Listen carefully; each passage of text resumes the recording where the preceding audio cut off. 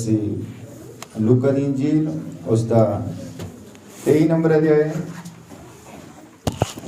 उसकी 33 नंबर है तो पढ़ना है।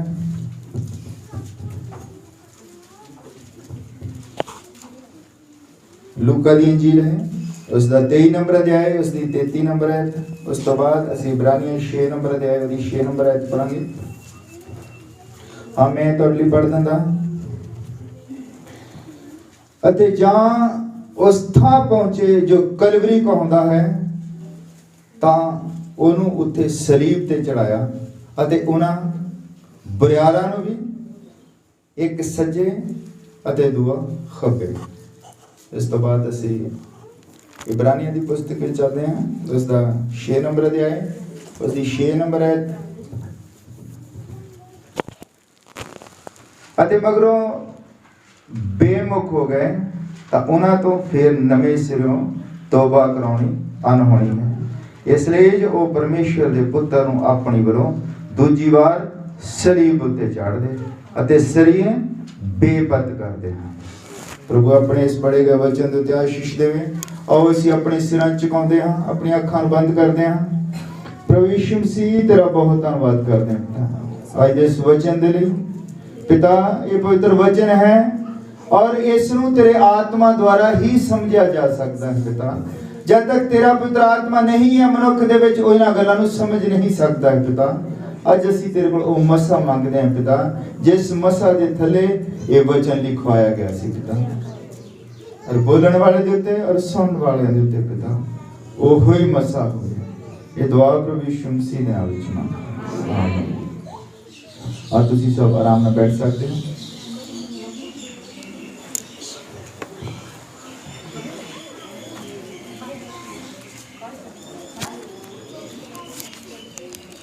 हाँ सारे ठीक ठाक हो? मैं सारे हम जैन सी दी अज असी पढ़िया है लूका दी अंजील दे विचों उसका 33 नंबर अध्याय है। अते जां उस थां पहुंचे जो कलवरी कहंदा है तां उन्हां नूं उत्थे सलीब ते चढ़ाया ਅਤੇ ਉਹਨਾਂ ਬਰਿਆਰਾਂ ਨੂੰ ਵੀ ਇੱਕ ਨੂੰ ਸੱਜੇ ਤੇ ਦੂਸਰੇ ਨੂੰ ਖੱਬੇ। ਹਾਲੇਲੂਇਆ। ਇਹ ਪ੍ਰਭੂ ਯਿਸੂ ਮਸੀਹ ਦੀ ਸਲੀਬ ਦੀ ਗੱਲ ਹੈ। ਇਹ ਜਦੋਂ ਮੈਂ ਆਇਤ ਪੜ੍ਹਦਾ ਹਾਂ ਇਹਦੇ ਵਿੱਚ ਅਸੀਂ ਦੇਖਿਆ ਹੈ ਕਿ ਉਹਨਾਂ ਨੇ ਉੱਥੇ ਉਹਨੂੰ ਸਲੀਬ ਤੇ ਚੜਾਇਆ। ਤੁਸੀਂ ਇਸ ਆਇਤ ਦੇ ਉੱਤੇ ਬਣੇ ਰਹਿਣਾ ਹੈ। ਇਸ ਆਇਤ ਨੂੰ ਆਪਣੇ ਧਿਆਨ ਦੇ ਵਿੱਚ ਰੱਖਣਾ ਹੈ।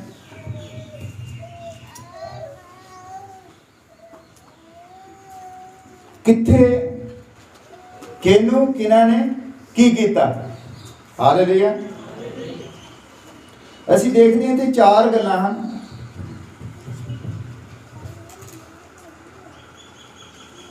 ਉਹ ਲੋਕ जिस समय प्रभु यीशु मसीह धरती के उत्ते सीगा वो लोग जिहड़े उसनूं उड़ीकदे सीगे कि परमेश्वर आउण वाला है उन्होंने ही उसनूं एक दिन सलीब के उत्ते चढ़ा दिता। हालेलुया। अज असीं देखना है कि चढ़ाया कित्थे सलीब ते। इत्थे लिखा उत्थे उन्होंने ओनू उत्थे कित्थे यरूशलेम दे विच। यरूशलेम जानते किहड़ी जगह है? यरूशलेम धरती की सब तो पवित्र जगह और 2500 साल पहला उत्थे उन्होंने भवन बनाया सी और अपने मुक्तिदाता नूं उड़ीक रहे सी कि एक दिन उन्हों का मुक्तिदाता आवेगा और उन्होंने वो छुड़ावेगा। किहड़ी जगह ते आना सी? यरूशलेम दे विच। तो सारिਆਂ ਨੂੰ पता सी कि इत्थे ही आवेगा और यरूशलेम की गल है सब तो पवित्र जगह। यरूशलेम धरती का सेंटर है और यरूशलेम नालों पवित्र जगह धरती के उत्ते कोई भी नहीं है। हालेलुया। जिन्हें लोग वचन ਨੂੰ ਜਾਣਦੇ ਹਨ, वचन ਦੇ ਵਿੱਚ ਹੋਰ ਵੀ ਬਹੁਤ ਸਾਰੀਆਂ ਕਹਾਣੀਆਂ ਕਿ ਜਦੋਂ ਅਬਰਾਹਮ ਮਰਿਆ, ਸਾਰਾ ਮਰੀ, ਯਾਕੂਬ ਮਰਿਆ ਔਰ ਯੂਸਫ ਮਰਿਆ, ਜਿਹੜੇ ਮਰੇ ਉਹ ਸਾਰੇ ਹੀ ਉਸੇ ਹੀ ਧਰਤੀ ਦੇ ਵਿੱਚ ਦਫਨਾਏ ਗਏ। ਭਾਵੇਂ ਉਹ ਮਰੇ ਮਿਸਰ ਦੇ ਵਿੱਚ 307 ਸਾਲ ਯੂਸਫ ਦੀਆਂ ਉਹ ਹੱਡੀਆਂ ਨੂੰ ਲੈ ਕੇ ਘੁੰਮਦੇ ਰਹੇ, ਕਿਉਂਕਿ ਉਹਨੇ ਕਿਹਾ ਸੀ ਮੈਨੂੰ ਉੱਥੇ ਹੀ ਦਫਨਾਓ। ਕਿਉਂ? ਕਿਉਂਕਿ ਉਹ ਹੀ ਧਰਤੀ ਹੈ ਜਿੱਥੋਂ ਮੁਰਦਿਆਂ ਦਾ ਪਹਿਲਾਂ ਉਠਾਇਆ ਜਾਣਾ ਹੈ। ਹਾਲੇਲੂਇਆ। ਔਰ ਉਸੇ ਜਗ੍ਹਾ ਦੇ ਉੱਤੇ ਉਹਨਾਂ ਨੇ, ਕਿਹਨਾਂ ਨੇ, ਹੁਣ ਅਸੀਂ ਗੱਲ ਕਰਨੀ ਕਿਹਨਾਂ ਲੋਕਾਂ ਨੇ, ਸਭ ਤੋਂ ਪਵਿੱਤਰ ਜਗ੍ਹਾ ਔਰ ਸਭ ਤੋਂ ਪਵਿੱਤਰ ਲੋਕਾਂ ਨੇ, ਜਿਹੜੇ ਲੋਕ ਬਹੁਤ ਜ਼ਿਆਦਾ ਧਰਮੀ ਸੀਗੇ, ਚੜਾਇਆ ਕਿਹਨਾਂ ਨੇ ਸਰੀਰ ਦੇ ਉੱਤੇ ਪਤਾ? ਜਾਜਕਾਂ ਨੇ। ਜਾਜਕ ਕੌਣ ਹੁੰਦੇ ਆ? ਲੇਵੀ ਦੇ ਘਰਾਣੇ ਦੇ ਲੋਕ। ਤੁਸੀਂ ਇਹ ਬਣੇ ਰਹੋ ਇੱਥੇ, ਤੁਹਾਨੂੰ ਪਤਾ ਲੱਗਣਾ ਵੀ ਅਸੀਂ ਕਿੱਥੇ ਹਾਂ ਬਾਅਦ ਦੇ ਵਿੱਚ। ਜਾਜਕ ਜਿਹੜੇ ਸੀਗੇ ਲੇਵੀ ਦੇ ਘਰਾਣੇ ਚ ਹੁੰਦੇ ਆ, ਉਹ ਹੀ ਭਵਨ ਦੇ ਵਿੱਚ ਰਾਤ ਦਿਨ ਪੂਜਾ ਕਰਦੇ। ਉਹਨਾਂ ਨੇ ਚੜਾਇਆ, ਜਿਹੜੇ ਉਹਨੂੰ ਰਾਤ ਦਿਨ ਉਡੀਕਦੇ ਰਹਿੰਦੇ ਸੀ, ਜਿਨ੍ਹਾਂ ਦੇ ਪੇ ਦਾਦਿਆਂ ਨੂੰ ਉਹੋ ਹੀ ਗੁਲਾਮੀ ਦੇ ਵਿੱਚੋਂ ਕੱਢ ਕੇ ਲਿਆ, ਜਿਹਦੀ ਸਵਰਗੀ ਮੰਨਾ ਖਾਧਾ। ਔਰ ਉਹਨਾਂ ਲੋਕਾਂ ਨੇ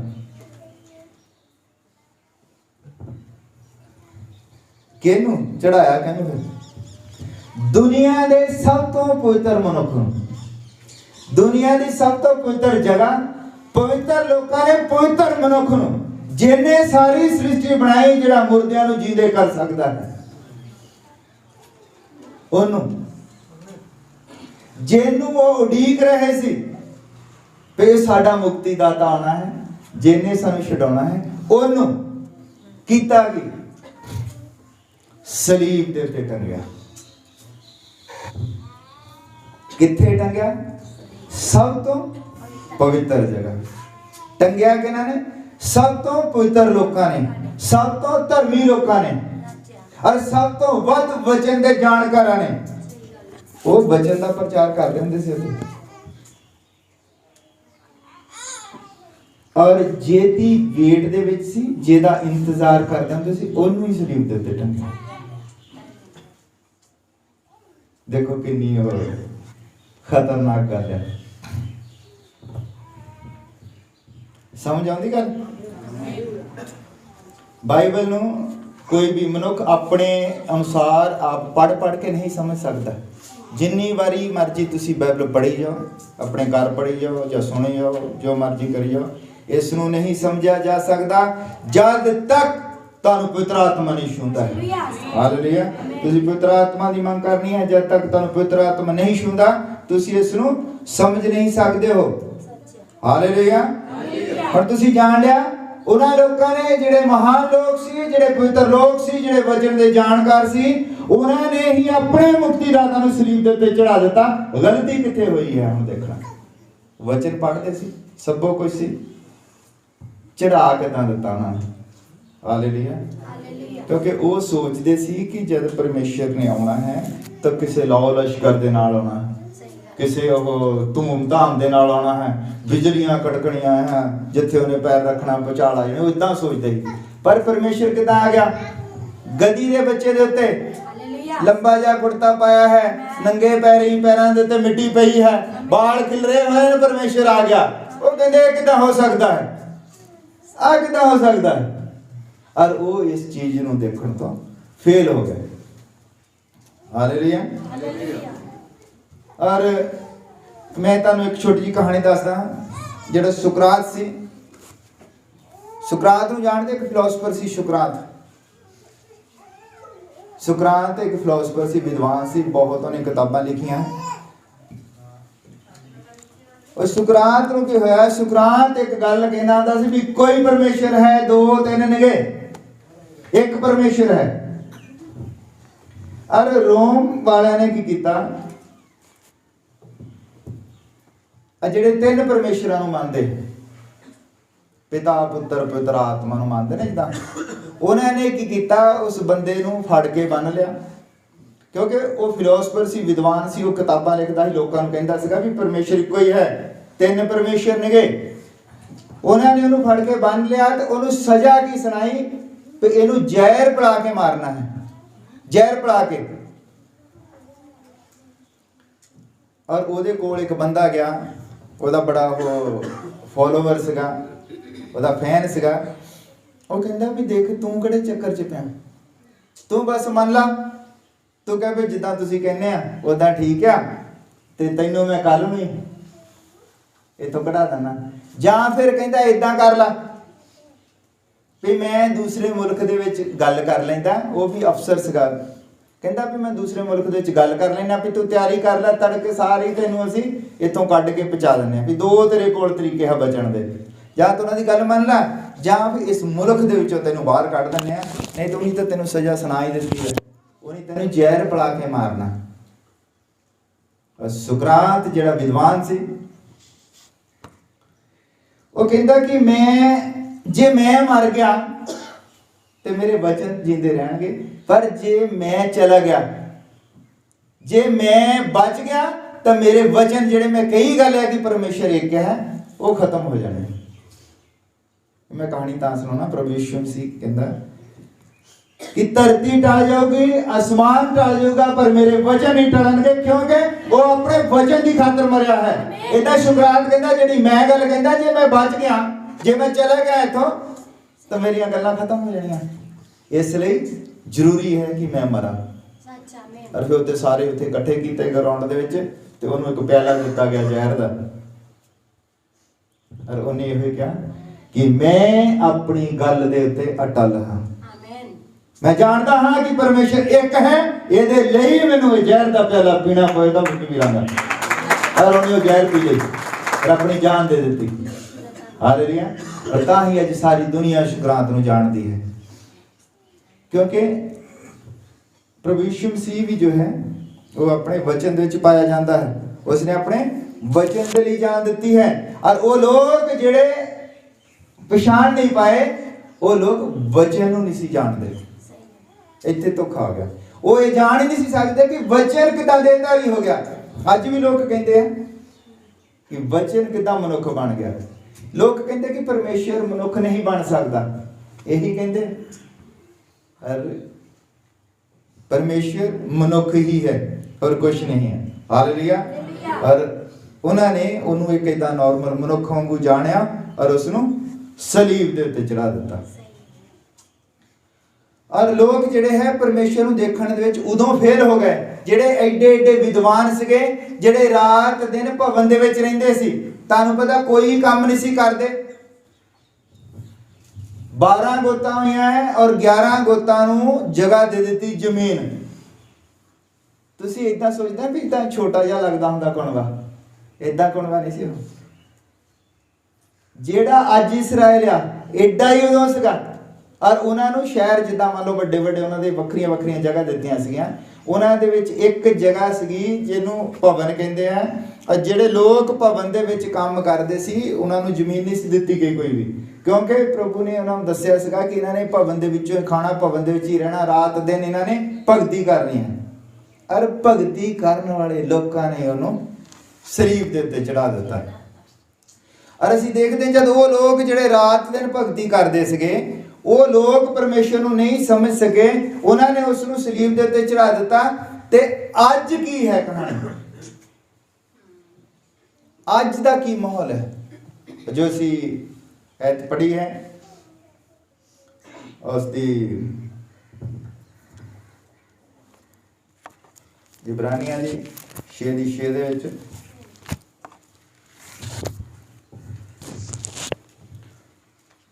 ਅਤੇ ਮਗਰੋਂ ਬੇਮੁਖ ਹੋ ਗਏ ਤਾਂ ਉਹਨਾਂ ਨੇ ਫੇਰ ਨਵੇਂ ਸਿਰਿਓਂ ਤੋਬਾ ਕਰਾਉਣੀ, ਉਹਨਾਂ ਤੋਂ ਫੇਰ ਨਵੇਂ ਸਿਰਿਓਂ ਤੋਬਾ ਕਰਾਉਣੀ ਅਨਹੋਣੀ ਹੈ। ਇਸ ਲਈ ਜੋ ਉਹ ਪਰਮੇਸ਼ਵਰ ਦੇ ਪੁੱਤਰ ਨੂੰ ਆਪਣੀ ਵੱਲੋਂ ਦੂਜੀ ਵਾਰ ਸਲੀਬ ਉੱਤੇ ਚਾੜ ਦਿੱਤੇ, ਸਰੀਨ ਬੇਪਤ ਕਰਦੇ ਹਨ। ਹੁਣ ਜਿਹੜੇ ਲੋਕ ਅੱਜ ਦੇ ਅਸੀਂ ਕਿਉਂਕਿ ਉਹ ਗੱਲ ਜਿਹੜੀ ਆ ਅਸੀਂ ਉਸ ਗੱਲ ਦੇ ਉੱਤੇ ਜ਼ਿਆਦਾ ਧਿਆਨ ਨਹੀਂ ਦੇਣਾ, ਮਤਲਬ ਕਿ ਅਸੀਂ ਆਪਣੇ ਯੁੱਗ ਦੇ ਉੱਤੇ ਧਿਆਨ। ਇਹ ਲੋਕ ਜਿਨ੍ਹਾਂ ਨੇ ਇੱਕ ਵਾਰੀ ਪ੍ਰਭੂ ਨੂੰ ਜਾਣ ਲਿਆ, ये लोग जिन्होंने चंगियाई प्राप्त कर ली, ਸਭੋ ਕੁਝ ਲੈ ਲਿਆ ਉਸ ਤੋਂ, ਅਗਰ ਉਹ ਦੁਬਾਰਾ ਬੇਮੁਖ ਹੁੰਦੇ ਆ, ਉਹ ਲੋਕਾਂ ਨੇ ਕਿਉਂ ਉਹਨੂੰ ਸਲੀਬ ਤੇ ਚੜਾਤਾ, ਉਹ ਬੇਮੁਖ ਹੋ ਗਏ ਸੀ ਵਚਨ ਤੋਂ। ਅੱਜ ਵੀ ਲੋਕ ਬੇਮੁਖ ਹੁੰਦੇ ਹਨ। ਲੋਕ ਤਿਆਰੀ ਦੇ ਵਿੱਚ ਬੈਠੇ ਹਨ, ਵੱਡੀਆਂ ਵੱਡੀਆਂ ਸੰਸਥਾਵਾਂ, ਵੱਡੇ ਵੱਡੇ ਗਿਰਜੇ ਪ੍ਰਭੂ ਨੂੰ ਉਡੀਕ ਰਹੇ ਹਨ ਕਿ ਉਹ ਦੁਬਾਰਾ ਆਉਣ ਵਾਲਾ ਹੈ, ਉਡੀਕ ਰਹੇ ਹਨ। ਔਰ ਇਹ ਜਿਹੜਾ ਉਠਾਇਆ ਜਾਣਾ ਹੋਣਾ ਹੈ, ਰੋਜ਼ ਹੀ ਇਸ ਧਰਤੀ ਦੇ ਤੋਂ 500-700 ਬੰਦਾ ਉਦਾਂ ਹੀ ਗਾਇਬ ਹੋ ਜਾਂਦਾ ਹੈ। ਤੁਸੀਂ ਜਾਣਦੇ ਹੋ, ਅਖਬਾਰਾਂ ਪੜ੍ਹ ਕੇ ਦੇਖੋ, 500-700 ਤਾਂ ਉਦਾਂ ਹੀ ਗਾਇਬ ਹੋ ਜਾਂਦਾ ਹੈ। ਫੋਟੋ ਲੱਗੀ ਹੁੰਦੀ ਗੁੰਮਸ਼ੁਦਾ ਦੀ ਤਲਾਸ਼, ਗੁੰਮਸ਼ੁਦਾ ਹੋ ਜਾਂਦੇ ਹੈ ਲੜਕੀਆਂ, ਲੜਕੇ, ਕਈ ਬਜ਼ੁਰਗ, ਸਭ ਕਿੰਨੇ 500-700 ਬੰਦਾ ਤਾਂ ਰੋਜ਼ ਉਦਾਂ ਹੀ ਗਾਇਬ ਹੋ ਜਾਂਦਾ ਹੈ। ਭਾਈ ਬ੍ਰਾਹਨਮ ਨੇ ਕਿਹਾ ਕਿ ਇਦਾਂ ਹੀ ਉਠਾਇਆ ਜਾਣਾ ਹੋਵੇਗਾ, 500-700 ਬੰਦਾ ਸਾਰੀ ਧਰਤੀ ਤੋਂ ਗਾਇਬ ਹੋ ਜਾਏਗਾ ਤੇ ਚਰਚਾਂ ਦੇ ਵਿੱਚ ਪ੍ਰਚਾਰ ਉਹੋ ਹੀ ਹੋਈ ਜਾਏਗਾ ਕਿ ਆਉਣ ਵਾਲਾ ਹੈ, ਤਿਆਰੀ ਕਰ ਲਓ। ਆਪਣੀ ਦੁਲਹਨ ਨੂੰ ਲੈਣ ਆਉਣ ਵਾਲਾ ਹੈ, ਪ੍ਰਚਾਰ ਇਦਾਂ ਹੋਈ ਜਾਣਾ ਤੇ ਉਹਨੇ ਆਪਣੀ ਦੁਲਹਨ ਨੂੰ ਜਿਹੜਾ ਉਹ ਲੈ ਕੇ ਚਲੇ ਵੀ ਜਾਣਾ। ਇੱਥੇ ਲੋਕਾਂ ਨੇ ਲੱਭੀ ਜਾਣਾ, ਬੰਦਾ ਆਉਂਦਾ ਹੁੰਦਾ ਸੀ, ਪਤਾ ਨਹੀਂ ਕੱਲ ਦਾ ਗਿਆ ਆਇਆ ਹੀ ਨਹੀਂ ਅਜੇ। ਪਸ਼ੂਆਂ ਨੂੰ ਪੱਠੇ ਲੈਣ ਗਿਆ ਸੀਗਾ, ਆਇਆ ਹੀ ਨਹੀਂ, ਕਮਾਦ 'ਚ ਲੱਭੀ ਜਾਣਾ, ਬੰਦਾ ਸਵਰਗ 'ਚ ਬੈਠਾ ਹੋਣਾ, ਜਿਹੜਾ ਜਿੱਥੇ ਗਿਆ ਲੱਭੀ ਜਾਣਾ। ਤਾਂ ਇਹ ਗੱਲ ਹੈ ਕਿ ਲੋਕ ਜਿਹੜੇ ਆ ਵਚਨ ਤੋਂ ਬੇਮੁਖ ਹੋ ਗਏ, ਉਦੋਂ ਵੀ ਹੋ ਗਏ, ਹੁਣ ਕਿੱਦਾਂ ਹੁੰਦੇ ਹਨ। ਇੱਕ ਬੜੀ ਵਧੀਆ ਕਹਾਣੀ ਮੈਂ ਰਾਤੀ ਪੜ੍ਹਦਾ ਸੀਗਾ। ਇੱਕ ਵਾਰੀ ਕਿਸੇ ਮੁਲਕ ਦੇ ਵਿੱਚ ਇੱਕ ਬੰਦਾ ਸੀਗਾ, ਉਹ ਬਹੁਤ ਵੱਡਾ ਵਪਾਰੀ ਸੀਗਾ, ਉਹ ਕਿਸੇ ਬੜੀਆਂ ਫੈਕਟਰੀਆਂ ਸੀਗੀਆਂ ਉਹਦੀਆਂ, ਉਹ ਇੱਕ ਪਿੰਡ ਦੇ ਵਿੱਚ ਆਇਆ ਔਰ ਉਹਦਾ ਲੜਕਾ ਵੀ ਨਾਲ। ਉਹ ਬੰਦਾ ਆਪਣੇ ਲੜਕੇ ਨਾਲ ਗੱਲਾਂ ਕਰਦਾ ਹੁੰਦਾ ਸੀ ਵੀ ਉੱਥੇ ਪਿੰਡ ਦੀਆਂ ਵੀ ਲੜਕੀਆਂ ਜਿਹੜੀਆਂ ਬੜੀਆਂ ਚੰਗੀਆਂ, ਬੜੀਆਂ ਮਿਹਨਤੀ ਆ, ਬੜੀਆਂ ਖੂਬਸੂਰਤ ਹੈ, ਔਰ ਲੜਕਾ ਵੀ ਜਿਹੜਾ ਨਾ ਉਹਦੇ ਨਾਲ ਆ ਜਾਂਦਾ ਹੈ। ਲੜਕਾ ਵੀ ਆਪਣੀ ਬੱਗੀ ਦੇ ਵਿੱਚ ਬੈਠ ਕੇ ਘੁੰਮਦਾ ਰਹਿੰਦਾ। ਔਰ ਉਹ ਜਿਹੜੀ ਗੱਲ ਉੱਥੇ ਫੈਲ ਗਈ, ਉਹਨਾਂ ਨੂੰ ਪਤਾ ਸੀਗਾ ਕਿ ਇਹ ਲੜਕਾ ਜਿਹੜਾ ਲੜਕੀ ਲੱਭਣ ਆਇਆ ਹੈ। ਔਰ ਉੱਥੇ ਇੱਕ ਪਰਿਵਾਰ ਸੀਗਾ, ਉਹ ਪਰਿਵਾਰ ਦੇ ਵਿੱਚ ਕੁੜੀਆਂ ਸੀਗੀਆਂ ਤੇ ਉਹਨਾਂ ਦੇ ਵਿੱਚ ਹੀ ਇੱਕ ਉਹਨਾਂ ਦੀ ਚਚੇਰੀ ਭੈਣ ਸੀਗੀ, ਉਹ ਜਿਹੜੀ ਅਨਾਥ ਸੀ, ਉਹਨਾਂ ਦੇ ਕੰਮ ਕਰਦੀ ਹੁੰਦੀ ਸੀ, ਉਹਨਾਂ ਦੇ ਰਹਿਮੋ ਕਰਮ ਤੇ ਪਲਦੀ ਸੀਗੀ ਉਹ। ਔਰ ਉਹ ਕੀ ਕਰਦੇ ਆ, ਉਹ ਰੋਜ਼ ਹੀ ਤਿਆਰ ਹੋ ਜਾਂਦੀਆਂ। ਉਹਨਾਂ ਨੇ ਨਹੁੰ ਰੱਖ ਲਿਆ, ਆਟਾ ਵੀ ਨਹੀਂ ਗੁੰਨਣਾ ਔਰ ਉਹਨੂੰ ਲਾ ਛੱਡਣਾ, ਕਹਿਣਾ ਦੇਖ ਤੈਨੂੰ ਪਤਾ ਨਾ ਵੀ ਕੀ ਪਤਾ ਮੇਰਾ ਨੰਬਰ ਆ ਜਾਵੇ, ਕੀ ਪਤਾ ਮੇਰਾ ਨੰਬਰ ਆ ਜਾਵੇ। ਵੀ ਉਹ ਹਰ ਇਹੀ ਸੋਚਦੀ ਸੀ ਮੇਰਾ ਹੀ ਨੰਬਰ ਆਉਣਾ ਹੈ। ਬਸ ਉਹਨਾਂ ਨੇ ਸਵੇਰੇ ਹੀ ਉੱਠ ਕੇ ਤਿਆਰ ਹੋ ਜਾਣਾ, ਨੌ ਪਾਲਿਸ਼ ਲਾ ਲੈਣੀ, ਮਹਿੰਦੀ ਵਗੈਰਾ ਲਾ ਲੈਣੀ, ਮਤਲਬ ਕੋਈ ਕੰਮ ਨਹੀਂ ਕਰਨਾ, ਆਪਣੇ ਉਸੇ ਉਧਰਲੇ ਜਿਹੜੇ ਵਧੀਆ ਤੋਂ ਵਧੀਆ ਜਿਹੜੇ ਕੱਪੜੇ ਹੁੰਦੇ ਪਾ ਕੇ, ਤੇ ਜਿੱਧਰ ਦੀ ਉਹਨੇ ਲੰਘਣਾ ਹੁੰਦਾ ਜਾਂ ਜਿੱਦਾਂ ਉੱਥੇ ਜਾਂ ਕੋਈ ਫੰਕਸ਼ਨ ਰੱਖ ਦੇਣਾ, ਜਾਣ ਕੇ ਸੱਦ ਲੈਣਾ ਉਹਨਾਂ ਨੂੰ। ਔਰ ਉਹਦੇ ਵਿੱਚ ਇੱਦਾਂ ਵੀ ਇੱਕ ਵਾਰੀ ਉਹਨਾਂ ਨੇ ਫੰਕਸ਼ਨ ਰੱਖ ਲਿਆ ਇੱਦਾਂ 3-4 ਦਿਨ ਦਾ, ਉਹਦੇ ਵਿੱਚ ਗੀਤ ਵਗੈਰਾ ਸਭ ਕੁੜੀਆਂ ਇੱਕ ਤੋਂ ਇੱਕ ਆ ਰਹੀਆਂ, ਵਧੀਆ ਤੋਂ ਵਧੀਆ। ਔਰ ਉਹ ਵਿਚਾਰਾ ਥੱਕ ਜਾਂਦਾ ਹੈ, ਉਹਨੂੰ ਕੋਈ ਲੜਕੀ ਪਸੰਦ ਨਹੀਂ ਆਉਂਦੀ। ਉਹ ਕਹਿੰਦਾ ਮੈਂ ਇੱਦਾਂ ਕਰਦਾ, ਚਲੋ ਆਪਣੀ ਮੈਂ ਜਾ ਕੇ ਸੌਣਾ ਆ। ਔਰ ਉਹਨੇ ਕੀ ਕੀਤਾ, ਉੱਥੋਂ ਨਿਕਲ ਕੇ ਜਦੋਂ ਜਾ ਰਿਹਾ ਹੈ, ਚਲ ਗਿਆ ਔਰ ਉੱਥੇ ਇੱਕ ਲੜਕੀ ਨੂੰ ਦੇਖਦਾ, ਉਹ ਜਿਹੜੀ ਨੰਗੇ ਪੈਰਾਂ ਤੋਂ ਲਿਬੜੀ ਗਈ। ਔਰ ਉਹਨੂੰ ਦੇਖਦਾ, ਕਹਿੰਦਾ ਵੀ ਮੈਂ ਇੱਥੇ ਇੰਨੇ ਦਿਨਾਂ ਦਾ ਹਾਂ, ਮੈਂ ਹਰ ਲੜਕੀ ਨੂੰ ਜਾਣਦਾ ਹਾਂ ਪਿੰਡ ਦੀ ਨੂੰ, ਤੂੰ ਕਿੱਥੇ ਸੀ? ਕਹਿੰਦਾ ਉਹ ਕਹਿੰਦੀ ਮੈਂ ਵਿਚਾਰੀ ਹੁਣ ਕੀ ਦੱਸੇ, ਤੂੰ ਨਹੀਂ ਆਈ। ਉਹ ਏਦਾਂ ਬਹਾਨੇ ਬਣਾਉਂਦੀ ਵੀ ਮੈਂ ਤਾਂ ਨਹੀਂ ਆਈ, ਮੈਂ ਕੰਮ ਤੇ ਲੱਗੀ ਹਾਂ ਸੀਗੀ। ਉਹ ਵਿਚਾਰੀ ਅਨਾਥ ਸੀ, ਗਰੀਬ ਸੀਗੀ। ਉਹਨਾਂ ਲੜਕੀਆਂ ਦਾ, ਜਿਹੜੀਆਂ ਲੜਕੀਆਂ ਤਿਆਰੀ ਕਰਦੀਆਂ ਹੁੰਦੀਆਂ ਸੀ, ਉਹਨਾਂ ਦੇ ਉਹ ਭਾਂਡੇ ਧੋਂਦੀ ਹੁੰਦੀ ਸੀ, ਉਹਨਾਂ ਦੇ ਕੱਪੜੇ ਪ੍ਰੈਸ ਕਰਦੀ ਹੁੰਦੀ ਸੀ, ਉਹਨਾਂ ਦੀਆਂ ਚੱਪਲਾਂ ਚਲੋ ਸਾਫ਼ ਕਰਦੀਆਂ ਵੀ। ਉਹ ਕਹਿੰਦੇ ਵੀ ਇੱਧਰ ਦੀ ਅੱਜ ਲੰਘਣਾ ਉਹਨੇ ਤੇ ਮੈਂ ਰਾਹ ਦੇ ਵਿੱਚ ਖੜੀ ਹੋਣਾ ਵੀ ਕੀ ਪਤਾ ਮੈਂ ਪਸੰਦ ਆ ਜਾਵਾਂ। ਔਰ ਇੱਕ ਦਿਨ ਜਦ ਉਹ ਲੜਕੀ ਦੇ ਸਾਹਮਣੇ ਆਉਂਦਾ, ਕਹਿੰਦਾ ਤੂੰ ਕਹਿੰਦਾ ਕਿੱਥੇ ਸੀ? ਕਹਿੰਦਾ ਤੈਨੂੰ ਪਤਾ ਵੀ ਮੈਂ ਇੱਥੇ ਕਿਉਂ ਆਇਆ? ਮੈਂ ਇੱਕ ਲੜਕੀ ਦੀ ਤਲਾਸ਼ ਦੇ ਵਿੱਚ ਆਇਆ ਜਿਹਦੇ ਨਾਲ ਮੈਂ ਵਿਆਹ ਕਰਾਉਣਾ ਹੈ। ਉਹ ਕਹਿੰਦਾ ਵੀ ਮੈਨੂੰ ਤੇਰੇ ਵਰਗੀ ਲੜਕੀ ਚਾਹੀਦੀ। ਉਹ ਵਿਚਾਰੀ ਸ਼ਰਮਾ ਜਾਂਦੀ, ਉਹ ਆਪਣੇ ਕਦੀ ਪੈਰਾਂ ਵੱਲ ਦੇਖਦੀ ਵੀ ਮੈਂ ਨੰਗੇ ਪੈਰ ਆ, ਮਿੱਟੀ ਲੱਗੀ ਆ, ਕਦੀ ਆਪਣੇ ਹੱਥਾਂ ਦੇ ਨਹੁੰਆਂ ਦੇ ਵਿੱਚ ਜਿਹੜੀ ਸਵਾਹ ਫਸੀ ਹੁੰਦੀ ਆ ਆਪਣੇ ਹੱਥ ਪਿੱਛੇ ਲੁਕਾਉਂਦੀ ਆ। ਉਹ ਕਹਿੰਦਾ ਵੀ ਤੂੰ ਹੁਣ ਤੋਂ ਤਿਆਰੀ ਕਰਨੀ ਹੈ, ਮੈਂ ਸਾਲ ਬਾਅਦ ਤੈਨੂੰ ਲੈਣ ਆਉਣਾ। ਉਹ ਦੇਖ ਲੈਂਦੀ ਵੀ ਅੱਜ ਇਦਾਂ ਦਾ ਮੌਸਮ ਹੈ, ਇਦਾਂ ਦੇ ਦਰਖਤਾਂ ਨੂੰ, ਮਤਲਬ ਉਹ ਨੋਟ ਕਰ ਲਈ ਵੀ ਸਾਲ ਬਾਅਦ ਉਹਨੇ ਆਉਣਾ। ਉਸ ਤੋਂ ਬਾਅਦ ਉਹ ਜਿਹੜੀਆਂ ਲੜਕੀਆਂ ਹੈ, ਉਹ ਕੁਝ ਨਹੀਂ ਦੱਸਦਾ ਕਿਸੇ ਨੂੰ, ਉਹ ਆਪਣੇ ਪਿਤਾ ਦੇ ਨਾਲ ਵਾਪਸ ਚਲ ਜਾਂਦਾ ਹੈ। और एक दिन अचानक वो लड़की जिहड़ी है वो तैयार होने लग पैंदी है।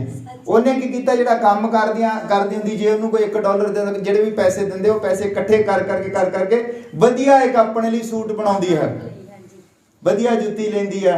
ਔਰ ਉਹ ਇੱਕ ਦਿਨ ਅਚਾਨਕ ਉਹ ਤਿਆਰ ਹੋ ਜਾਂਦੀ ਹੈ ਸੂਟ ਪਾ ਕੇ। ਔਰ ਉਹਦੀਆਂ ਜਿਹੜੀਆਂ ਉਹ ਹੁੰਦੀਆਂ ਚਾਚੇ ਤਾਇਆਂ ਦੀਆਂ ਲੜਕੀਆਂ, ਚਚੇਰੀਆਂ ਭੈਣਾਂ, ਉਹ ਕਹਿੰਦੇ ਤੂੰ ਕਿੱਦਾਂ ਤਿਆਰ ਹੋਈ ਆ? ਉਹ ਕਹਿੰਦੀ ਵੀ ਮੇਰਾ ਦੁल्हा ਮੈਨੂੰ ਲੈਣ ਆ ਰਿਹਾ। ਉਹ ਕਹਿੰਦੀ ਆ ਤੇਰਾ ਦੁल्हा? ਕਿਹੜਾ ਦੁल्हा? ਤੇਰਾ ਦੁल्हा ਤੈਨੂੰ ਕਿੱਦਾਂ ਲੈਣ ਆ ਰਿਹਾ? ਉਹਨੂੰ ਛੇੜਨ ਲੱਗ ਪੈਂਦੀਆਂ। ਕਹਿੰਦੇ ਲੈ ਦੱਸ, ਆ ਮੂੰਹ ਮਸਰਾਂ ਦੀ ਦਾਲ ਤੈਨੂੰ ਲੈਣ ਆ ਰਿਹਾ? ਉਹ ਵਿਚਾਰੀ ਬਸ ਖੜੀ ਨਹੀਂ, ਕੋਈ ਉਹਦੇ ਚਿਹਰੇ ਤੇ ਕੋਈ ਡਰ ਨਹੀਂ, ਕੋਈ ਕੁਛ ਨਹੀਂ, ਨਾ ਗੁੱਸਾ ਕਰਦੀ ਹੈ। ਉਹ ਆਰਾਮ ਦੇ ਨਾਲ ਇੱਕ ਫੁੱਲ ਜਿਹਾ ਉਹਨੇ ਫੜਿਆ ਹੁੰਦਾ, ਵਧੀਆ ਡਰੈਸ ਪਾ ਕੇ ਉਹ ਨਾ ਖੜੀ ਰਹਿੰਦੀ ਹੈ। ਉਹ ਕਹਿੰਦੀ ਨਹੀਂ ਆਉਣਾ ਉਹਨੇ। ਇੱਕ ਤੋਂ ਇੱਕ ਸੋਹਣੀ ਲੜਕੀ ਸ਼ਹਿਰ ਦੀ ਜਿਹੜੀ ਹੈ ਉਹਨੂੰ ਪਸੰਦ ਨਹੀਂ ਆਈ। ਤੂੰ ਕੀ ਆ? ਉਹਨੂੰ ਛੇੜਦੀਆਂ ਆ। ਉਹ ਵਿਚਾਰੀ ਖੜੀ ਰਹਿੰਦੀ ਚੁੱਪ-ਚਾਪ। ਉਹ ਕਹਿੰਦੀ ਤੈਨੂੰ ਉਦਾਂ ਹੀ ਕਹਿ ਗਿਆ, ਤੈਨੂੰ ਮਜ਼ਾਕ ਕਰਕੇ ਗਿਆ, ਤੈਨੂੰ ਝੂਠ ਬੋਲ ਗਿਆ।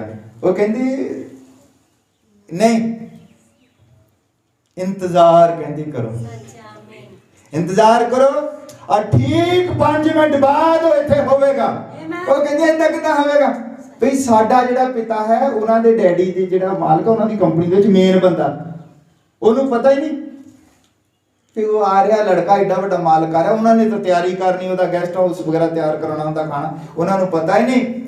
और तैनू पता ना, तेरे कोल कोई टेलीफोन ना, तेरे कोल कोई चिट्ठी, पर उन्हें निशान ला ला भी उन्हें साल बाद आना है। ते साल बाद उन्हें वो वेट करन, तैयार होके बैठ गई, वेट करन लग पई। और उन्हें छेड़दियां। जिद्दां ही पूरा टाइम हुंदा और गली दे विच घोड़ियां दी आवाज़ आउंदी है, दगड़ दगड़ दगड़। और लाड़ा जिहड़ा है बग्गी तो जिद्दां ही थल्ले उतरदा, वो भी दौड़ के जांदी है बाहर अपने दरवाजे चों, और उन्होंने कहंदा आ जा। और भाई ब्राह्मण ने कहा कि इतना ही मसीह होगा। ये जथेबंदियां ਡੀਕਦੀਆਂ ਹੋਣਗੀਆਂ, ਵਧੀਆ ਗਿਰਜੇ ਬਣਾ ਕੇ ਵਧੀਆ ਪੰਡਾਲ ਲਗਾ ਕੇ ਡੀਕਦੀਆਂ ਹੋਣਗੀਆਂ, ਪਰ ਤੁਹਾਡੇ ਵਰਗਿਆਂ ਦੇ ਵਿੱਚ ਆ ਜਾਵੇਗਾ, ਤੁਹਾਨੂੰ ਲੈਣ ਆ ਜਾਵੇਗਾ ਇੱਕ ਦਿਨ, ਜਿਹੜੀ ਨਾ ਕੋਈ ਹਾਰ ਸ਼ਿੰਗਾਰ, ਜਿਹੜੀ ਜਿਹਦੇ ਨਵਾਂ ਦੇ ਵਿੱਚ ਸਵਾਹ ਫਸੀ ਹੋਵੇ, ਜਿਹਦੇ ਪੈਰਾਂ ਦੇ ਵਿੱਚ ਪਾਉਣ ਨੂੰ ਚੱਪਲ ਨਹੀਂ ਹੈ, ਉਹ ਇੱਕ ਦਿਨ ਆਵੇਗਾ ਕਹੇਗਾ ਕਿ ਮੇਰੀ ਦੁਲਹਨ ਨੂੰ। ਪਰ ਤੁਹਾਨੂੰ ਪਤਾ ਹੋਣਾ ਚਾਹੀਦਾ ਕਿ ਤੁਹਾਡਾ ਦੁਲਹਾ ਤੁਹਾਨੂੰ ਲੈਣ ਆ ਰਿਹਾ। ਉਹ ਵੱਡੀਆਂ ਜਥੇਬੰਦੀਆਂ ਦੇ ਵਿੱਚ ਵੱਡੇ ਪੰਡਾਲਾਂ ਉਹ ਉਡੀਕ ਰਹੇ ਹਨ, ਉਹਨੂੰ ਉਡੀਕਦੇ ਕਿ ਇੱਕ ਦਿਨ ਆਵੇਗਾ। ਪਰ ਉਹ ਇਸ ਭੁਲੇਖੇ ਦੇ ਵਿੱਚ ਰਹਿਣਗੇ, ਉਹਨਾਂ ਨੂੰ ਪਤਾ ਨਹੀਂ ਹੋਵੇਗਾ ਆਵੇਗਾ ਕਿਦੋਂ। ਵਚਨ ਦੇ ਵਿੱਚ ਲਿਖਿਆ ਕਿ ਉਹ ਚੋਰ ਦੀ ਨਹੀਂ ਆਵੇਗਾ, ਚੋਰ ਦੀ ਨਹੀਂ ਆਵੇਗਾ ਲਿਖਿਆ, ਸਾਰੇ ਜਾਣਦੇ ਤੁਸੀਂ। ਪਰ ਕਿਹਨਾਂ ਦੇ ਲਈ? ਸਾਡੇ ਲਈ। ਉਹਨਾਂ ਦੇ ਲਈ ਚੋਰ ਦੀ ਨਹੀਂ ਆਵੇਗਾ। ਸਾਨੂੰ ਪਤਾ ਹੈ ਕਿ ਉਹ ਕਿੱਦਾਂ ਆਵੇਗਾ। ਸਾਨੂੰ ਪਤਾ ਹੈ ਕਿ ਉਹ ਇਸਰਾइल जो है ਭਵਨ ਬਣਾਉਣ ਜਾ ਰਿਹਾ ਹੈ। ਸਾਨੂੰ ਪਤਾ ਹੈ ਕਿ ਇੱਕ ਯੁੱਧ ਹੋਣ ਜਾ ਰਿਹਾ ਹੈ। ਸਾਨੂੰ ਪਤਾ ਹੈ ਕਿ ਸਾਡੇ ਯੁੱਗ ਦਾ ਨਬੀ ਆ ਚੁੱਕਾ ਹੈ। ਤੇ ਮਸੀਹ ਦੇ ਆਉਣ ਤੋਂ ਪਹਿਲਾਂ ਕਿਸੇ ਮਨੁੱਖ ਨੇ ਆਉਣਾ ਹੈ ਜਿਹਨੇ ਉਹਦੇ ਲਈ ਤਿਆਰੀ ਕਰਨੀ ਹੈ। ਸਾਨੂੰ ਸਭ ਕੁਝ ਪਤਾ ਹੈ। ਸਾਡੇ ਲਈ ਉਹ ਚੋਰੀ ਨਹੀਂ ਆ ਰਿਹਾ ਹੈ। ਉਹਨਾਂ ਨੂੰ ਲੱਗਦਾ ਕਿ ਅਚਾਨਕ ਆ ਜਾਵੇਗਾ, ਪਰ ਸਾਡੇ ਲਈ ਅਚਾਨਕ ਨਹੀਂ ਆਵੇਗਾ। ਸਾਨੂੰ ਉਹਨੇ ਦੱਸਿਆ ਹੈ ਕਿ ਜਿੱਦਾਂ ਉਹ ਲੜਕੀ ਡੀਕਦੀ ਸੀ, ਉਹ ਕਹਿੰਦਾ ਅਗਲੇ ਸਾਲ ਮੈਂ ਆ ਜਾਵਾਂ। ਉਹਨੇ ਨਿਸ਼ਾਨ ਲਾ ਲਿਆ। ਪ੍ਰਭੂ ਯਿਸੂ ਮਸੀਹ ਵੀ ਇਹਨਾਂ ਲੋਕਾਂ ਨੂੰ ਕਹਿੰਦਾ ਕਿ ਤੁਸੀਂ ਰੁੱਤਾਂ ਨੂੰ ਦੇਖ ਕੇ, ਮੌਸਮ ਨੂੰ ਦੇਖ ਕੇ ਅੰਦਾਜ਼ਾ ਲਾ ਲੈਂਦੇ ਹੋ ਕਿ ਮੀਂਹ ਆਉਣ ਵਾਲਾ ਹੈ, ਪਰ ਤੁਸੀਂ ਪਰਮੇਸ਼ਰ ਨੂੰ ਨਹੀਂ ਪਛਾਣ ਸਕਦੇ। ਔਰ ਲੜਕੀ ਨੂੰ ਪਤਾ ਸੀ ਕਿ ਇਸ ਵਕਤ ऐदा दा मौसम सी, ऐदा दा टाइम सीगा, और उन्हें मेरे नाल वादा कीता कि मैं आऊँगा, और इन्ने वजे कीता सी। मान लो उन्हें 2-3 वजे दोपहर में उन्होंने टक्करिया, उन्हें ला लिया भी हाँ लोडा वेला सी, ते उन्हें कहा 1 साल बाद पूरा आवेगा। वो एक पल नूं इदां जींदी सी, इदां तैयार करदी सी। कदी अपनी जुत्ती वास्ते पैसे इकट्ठे कर रही है, जुत्ती लिया के रख ली, लपेट ली, फिर उन्हें अपना सूट, हर चीज वो कली कली सजो के रखती रही। उन्हें पता सी ओदा लाड़ा आने वाला। पर जे तुहानू पता है तुहाडा लाड़ा आने वाला है, पर तुसी फिर वचन तो बेमुख हुंदे हो। जदों उन्हां दा लाड़ा आया उत्थे जिहनूं ਡੀਕਦੇ ਸੀ, उन्हें उन्होंने पछाणिया नहीं, तो उन्होंने की कीता? सलीब ते दित्ता। ਪਰ ਜਦ ਤੁਸੀਂ ਜਾਣ ਗਏ ਹੋ ਕਿ ਤੁਹਾਡਾ ਲਾੜਾ ਆ ਰਿਹਾ, ਤੁਸੀਂ ਵੇਟ ਕਰਦੇ ਹੋ, ਅਗਰ ਤੁਸੀਂ ਬੇਮੁਖ ਹੋ ਜਾਂਦੇ ਹੋ, ਤੁਸੀਂ ਆਪਣੀ ਤੋਬਾ ਤੋਂ ਭਟਕ ਜਾਂਦੇ ਹੋ, ਤੁਸੀਂ ਆਪਣੇ ਬਪਤਿਸਮੇ ਨੂੰ ਭੁੱਲ ਜਾਂਦੇ ਹੋ, ਤੁਸੀਂ ਚਰਚ ਨੂੰ ਛੱਡ ਜਾਂਦੇ ਹੋ। ਚਰਚ ਦਾ ਮਤਲਬ ਆਹਾ ਇਹਦੀ ਨਹੀਂ ਗੱਲ ਹੁੰਦੀ, ਆਹਾ ਜਿਹੜੀ ਇੰਨੀ ਕੁ ਜਗ੍ਹਾ ਚਰਚ ਹੈ। ਮਸੀਹ ਦੇ ਲੋਕਾਂ ਦੇ ਵਿੱਚ ਤੁਹਾਡਾ ਆਉਣਾ ਜਾਣਾ ਘਟ ਜਾਂਦਾ ਹੈ, ਤੁਸੀਂ ਪ੍ਰਾਰਥਨਾ ਦੇ ਵਿੱਚ ਘਟ ਜਾਂਦੇ ਹੋ, ਤੇ ਫਿਰ ਤੁਸੀਂ ਉਹੋ ਹੀ ਕੰਮ ਕਰਦੇ ਹੋ ਜੋ ਉਸ ਟਾਈਮ ਜਾਜਕਾਂ ਨੇ ਕੀਤਾ ਸੀ। ਇਸ ਲਈ ਆਪਣੇ ਆਪ ਨੂੰ ਸਮਝੋ, ਅਸੀਂ ਕੌਣ ਹਾਂ? ਅਸੀਂ ਵੀ ਜਾਜਕ ਹਾਂ। ਜਿੱਦਾਂ ਉਹ ਜਾਜਕ ਸੀਗੇ, ਉਹਨੇ ਸਾਨੂੰ ਵੀ ਜਾਜਕ ਠਹਿਰਾਇਆ ਹੈ। ਅਸੀਂ ਵੀ ਜਾਜਕ ਹਾਂ। ਹੁੰਦਾ ਕੀ ਹੈ ਕਿ ਜਦ ਲੋਕ ਜਾਜਕ ਬਣ ਜਾਂਦੇ ਹਨ, ਪਹਿਲਾਂ ਗੁਲਾਮੀ ਦੇ ਵਿੱਚ ਹੁੰਦੇ ਹਨ, ਜਿਸ ਤਰ੍ਹਾਂ ਉਹ ਵੀ ਸਾਰੇ ਲੋਕ ਮਿਸਰ ਦੀ ਗੁਲਾਮੀ ਦੇ ਵਿੱਚ ਸੀਗੇ। ਉੱਥੋਂ ਉਹਨਾਂ ਨੂੰ ਕੱਢ ਕੇ ਲਿਆਂਦਾ, ਇੱਕ ਵਧੀਆ ਧਰਤੀ ਦਿੱਤੀ, ਔਰ ਉਹਨਾਂ ਨੂੰ ਉਹਨੇ ਭਗਤੀ ਕਰਨ ਦੇ ਲਈ ਇੱਕ ਸਥਾਨ ਦਿੱਤਾ ਵੀ ਤੁਸੀਂ ਇੱਥੇ ਭਗਤੀ ਕਰਨੀ ਹੈ। ਔਰ ਜਿਹੜਾ ਵੀ ਇਹਦੇ ਵੱਲ ਦੇਖ ਕੇ ਪ੍ਰਾਰਥਨਾ ਕਰੇਗਾ, ਛੁਡਾਇਆ ਜਾਵੇਗਾ। ਸਾਰਾ ਕੁਝ ਜਾਣ ਲਿਆ, ਵਚਨ ਦੇ ਦਿੱਤਾ। ਔਰ ਇਸੇ ਤਰ੍ਹਾਂ ਹੀ ਜਦ ਅਸੀਂ ਵੀ ਸੰਸਾਰਕ ਗੁਲਾਮੀ ਦੇ ਵਿੱਚ ਹੁੰਦੇ ਹਾਂ, ਔਰ ਸਾਨੂੰ ਉਹ ਸਭ ਕੁਝ ਦੇ ਦਿੰਦਾ ਹੈ। ਤੁਹਾਨੂੰ ਸੱਚਾਈ ਦਾ ਪਤਾ ਲੱਗ ਗਿਆ, ਸੱਚਾਈ ਕੀ ਹੈ, ਤੁਸੀਂ ਗੁਲਾਮੀ ਚੋਂ ਨਿਕਲੇ। ਬਚਨ 'ਚ ਲਿਖਿਆ ਹੈ, ਸੱਚਾਈ ਨੂੰ ਜਾਣੋ ਤਾਂ ਸੱਚਾਈ ਤੁਹਾਨੂੰ ਆਜ਼ਾਦ ਕਰ ਦਿੰਦੀ ਹੈ। ਤੁਸੀਂ ਸੱਚਾਈ ਨੂੰ ਜਾਣ ਲਿਆ ਤੇ ਤੁਸੀਂ ਆਜ਼ਾਦ ਹੋ ਗਏ। ਆਜ਼ਾਦ ਹੋ ਗਏ, ਤੁਹਾਨੂੰ ਉਸਨੇ ਇੱਕ ਜਗ੍ਹਾ ਦੇ ਦਿੱਤੀ, ਇੱਕ ਕਲੀਸਿਆ ਦੇ ਦਿੱਤੀ, ਜਿਹਦੇ ਵਿੱਚ ਤੁਸੀਂ ਆਪਣੀ ਭਗਤੀ ਕਰਦੇ ਹੋ। ਇਹ ਸਭ ਕੁਝ ਹੋ ਗਿਆ।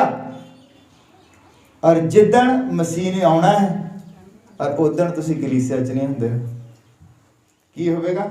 ਉਹ ਆਪਣੀ ਦੁਲਹਨ ਨੂੰ ਲੈ ਕੇ ਚਲਿਆ ਜਾਵੇਗਾ। ਔਰ ਤੁਹਾਡੇ ਲਈ ਫਿਰ ਉਹ ਸਮਝੋ ਜਿੱਦਾਂ ਉਸ ਟਾਈਮ ਹੁੰਦਾ ਹੈ, ਉਦਾਂ ਹੀ ਹੋਵੇਗਾ। ਹਾਲੇਲੂਇਆ। ਔਰ ਕਦੀ ਵੀ ਆਪਣੇ ਆਪ ਨੂੰ ਢਿੱਲੇ ਨਾ ਪਾਓ। ਮੈਂ ਤੁਹਾਨੂੰ ਅੱਜ ਆਪਣੀ ਇੱਕ ਜੀਵਨ ਦੀ ਬਹੁਤ ਵੱਡੀ ਘਟਨਾ ਦੱਸਦਾ ਹਾਂ। ਮੈਂ 에ਅਰਪੋਰਟ ਤੇ ਬੈਠਾ ਸੀ, ਦਿੱਲੀ 에ਅਰਪੋਰਟ ਤੇ। ਮੈਂ ਬੋਰਡਿੰਗ ਪਾਸ ਲੈ ਲਿਆ, ਟਿਕਟਾਂ ਮੈਂ ਖੁਦ ਬਣਾਉਂਦਾ, ਟਿਕਟ ਮੇਰੇ ਕੋਲ ਆ। ਮੈਂ ਲੋਕਾਂ ਨੂੰ ਦੱਸਦਾ ਸੀ ਵੀ ਤੁਸੀਂ ਇੱਦਾਂ ਜਾਣਾ ਹੁੰਦਾ, ਲੇਟ ਨਹੀਂ ਹੋਣਾ, ਜਹਾਜ਼ ਵੱਲ ਧਿਆਨ ਰੱਖਣਾ ਹੈ, ਜਹਾਜ਼ ਨਾ ਨਿਕਲ ਜਾਏ। ਔਰ ਜਦ ਮੈਂ ਉੱਥੇ ਬੈਠਾ ਤੇ ਉੱਥੇ ਬੁਲਾਹਟ ਹੋ ਰਹੀ ਕਿ ਆ ਜਾਓ ਆ ਜਾਓ ਆ ਜਾਓ ਸਾਰੇ, ਫਟਾਫਟ ਆ ਜਾਓ। ਵੀ ਜਹਾਜ਼ ਆ ਕੇ ਲੱਗ ਗਿਆ, ਸਾਹਮਣੇ ਜਹਾਜ਼ ਖੜਾ ਹੈ, ਔਰ ਸਾਰੇ ਜਣੇ ਉੱਠ ਕੇ ਲੱਗ ਪਏ। ਔਰ ਮੈਂ ਵੀ ਆਪਣਾ ਕਿੱਟ ਬੈਗ ਜਿਹਾ ਟੰਗਿਆ, ਮੈਂ ਵੀ ਖੜਾ ਹੋ ਗਿਆ, ਤਿਆਰ ਹਾਂ ਬਿਲਕੁਲ, ਮੇਰੇ ਕੋਲ ਬੋਰਡਿੰਗ ਪਾਸ ਸਭ ਕੁਛ ਹੈ।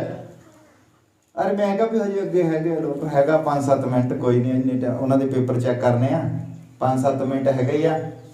ਅਰੇ ਮੈਂ ਇੱਦਾਂ ਆਲੇ ਦੁਆਲੇ ਘੁੰਮ ਕੇ ਮੈਂ ਦੇਖਦਾ ਕਿ ਸਕਰੀਨ ਲੱਗੀ ਸੀ 에ਅਰਪੋਰਟ ਤੇ, ਬਹੁਤ ਵੱਡੀਆਂ ਵੱਡੀਆਂ ਸਕਰੀਨਾਂ ਲੱਗੀਆਂ ਹੁੰਦੀਆਂ। ਇੱਕ ਸਕਰੀਨ ਲੱਗੀ ਸੀ, ਉਹਦੇ ਵਿੱਚ ਕਿਸੇ ਗੱਡੀ ਦੀ ਮਸ਼ਹੂਰੀ ਆ ਰਹੀ ਸੀ, ਟਾਟਾ ਦੀ ਕੋਈ ਗੱਡੀ ਆਈ ਸੀ ਹੈਰੀਅਰ ਨਵੀਂ, ਉਹਦੀ ਨਾ ਇੱਦਾਂ ਮਸ਼ਹੂਰੀ ਲੱਗੀ ਸੀ। ਔਰ ਮੈਂ ਉਹਦੇ ਵੱਲ ਦੇਖਣ ਲੱਗ ਪਿਆ ਵੀ ਆਹ ਗੱਡੀ ਕਿਹੜੀ ਨਵੀਂ ਆਈ ਹੈ। ਔਰ ਜਦੋਂ ਮੈਂ ਪਿੱਛੇ ਮੁੜ ਕੇ ਦੇਖਦਾ ਤਾਂ ਉਹ ਬੰਦਿਆਂ ਦੀਆਂ ਵਰਦੀਆਂ ਬਦਲੀ ਹੋ ਗਈਆਂ। ਪਹਿਲਾਂ ਉੱਥੇ ਲਾਲ ਜਿਹਾ ਕੋਟਾਂ ਵਾਲੇ ਖੜੇ ਸੀ, ਸਪਾਈਸ ਜੈਟ ਵਾਲੇ, ਔਰ ਜਿੱਦਾਂ ਮੁੜ ਕੇ ਦੇਖਦਾ ਉਹ ਨੀਲੇ ਕੋਟਾਂ ਵਾਲੇ ਆ ਗਏ। ਮੈਂ ਕਿਹਾ ਉਹ ਸਟਾਫ ਕਿੱਥੇ ਗਿਆ ਜੀ? ਨਹੀਂ ਅੰਦਰ, ਕਹਿੰਦੇ ਉਹ ਚਲ ਗਿਆ। ਕਹਿੰਦੇ ਉਹ 4-5 ਨੇ ਫਟਾਫਟ, ਉਹਨਾਂ ਨੇ ਕੁਝ ਵੀ ਨਹੀਂ ਚੈੱਕ ਕੀਤਾ, ਔਰ ਉਹ ਕਹਿੰਦੇ ਚਲੋ ਉੱਥੇ ਜਹਾਜ਼ ਲੈ ਗਏ। ਔਰ ਨਾਲ ਹੀ ਦਰਵਾਜ਼ਾ ਬੰਦ ਹੋ ਗਿਆ, ਦੂਜੀ ਫਲਾਈਟ ਵਾਲੇ ਉਹ ਚੈੱਕ ਕਰ ਲੈਣ ਪਏ ਆਪਣੇ ਉਹਨਾਂ। ਮੈਂ ਬੜੀਆਂ ਉਹਨਾਂ ਦੀਆਂ ਮਿਹਨਤਾਂ ਕੀਤੀਆਂ। ਔਰ ਮੈਂ ਦੇਖ ਰਿਹਾ ਖੜਾ, ਮੇਰੇ ਸਾਹਮਣੇ ਜਹਾਜ਼ ਜਿਹੜਾ ਚੱਲ ਰਿਹਾ, ਔਰ ਸਾਹਮਣੇ ਜਹਾਜ਼ ਜਿਹੜਾ ਉੱਡ ਕੇ ਚਲਾ ਗਿਆ। ਔਰ ਮੈਂ ਕਿਹਾ ਵੀ ਹੁਣ ਕਹਿੰਦੇ ਤੁਸੀਂ ਉੱਥੇ ਰਿਪੋਰਟ ਕਰੋ।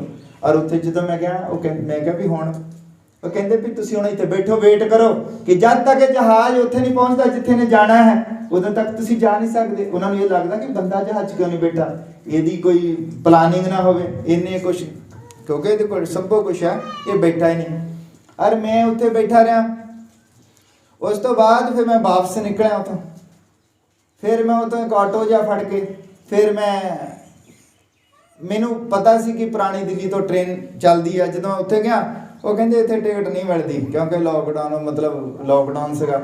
ਟਿਕਟ ਕਹਿੰਦੇ ਉੱਥੇ ਮਿਲਣੀ ਆ ਨਵੀਂ ਦਿੱਲੀ।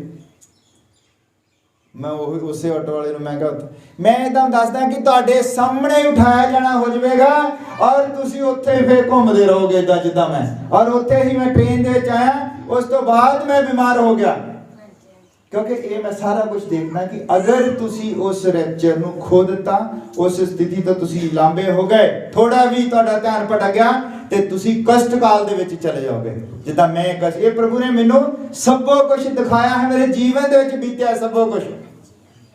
कित्थे मैं उत्थे बैठना सी जहाज दे 7 वजे घर हो जाना सी, कित्थे उत्थे मैं फिर 10-11 वजे तक वो ट्रेन लभ रहा, मैं धक्के खा रहा ना कुछ रोटी का। और ऑटो वाला कहता भी कहता कित्थे मैनूं घुमाई, हुण मैं उत्थे जावां, मैं कहा तैनूं तां किराया चाहीदा, घुमाई जा। वो कदी ऐ नूं उत्थे भी लभे ना टिकट, उत्थे भी वो कहंदा भी एक बंदे नूं मैं जानदा, उन्हें एक बंदे नूं लभ्या जिहड़ी 650 रुपए की टिकट सीगी वो मैनूं 1700 रुपए च मिली।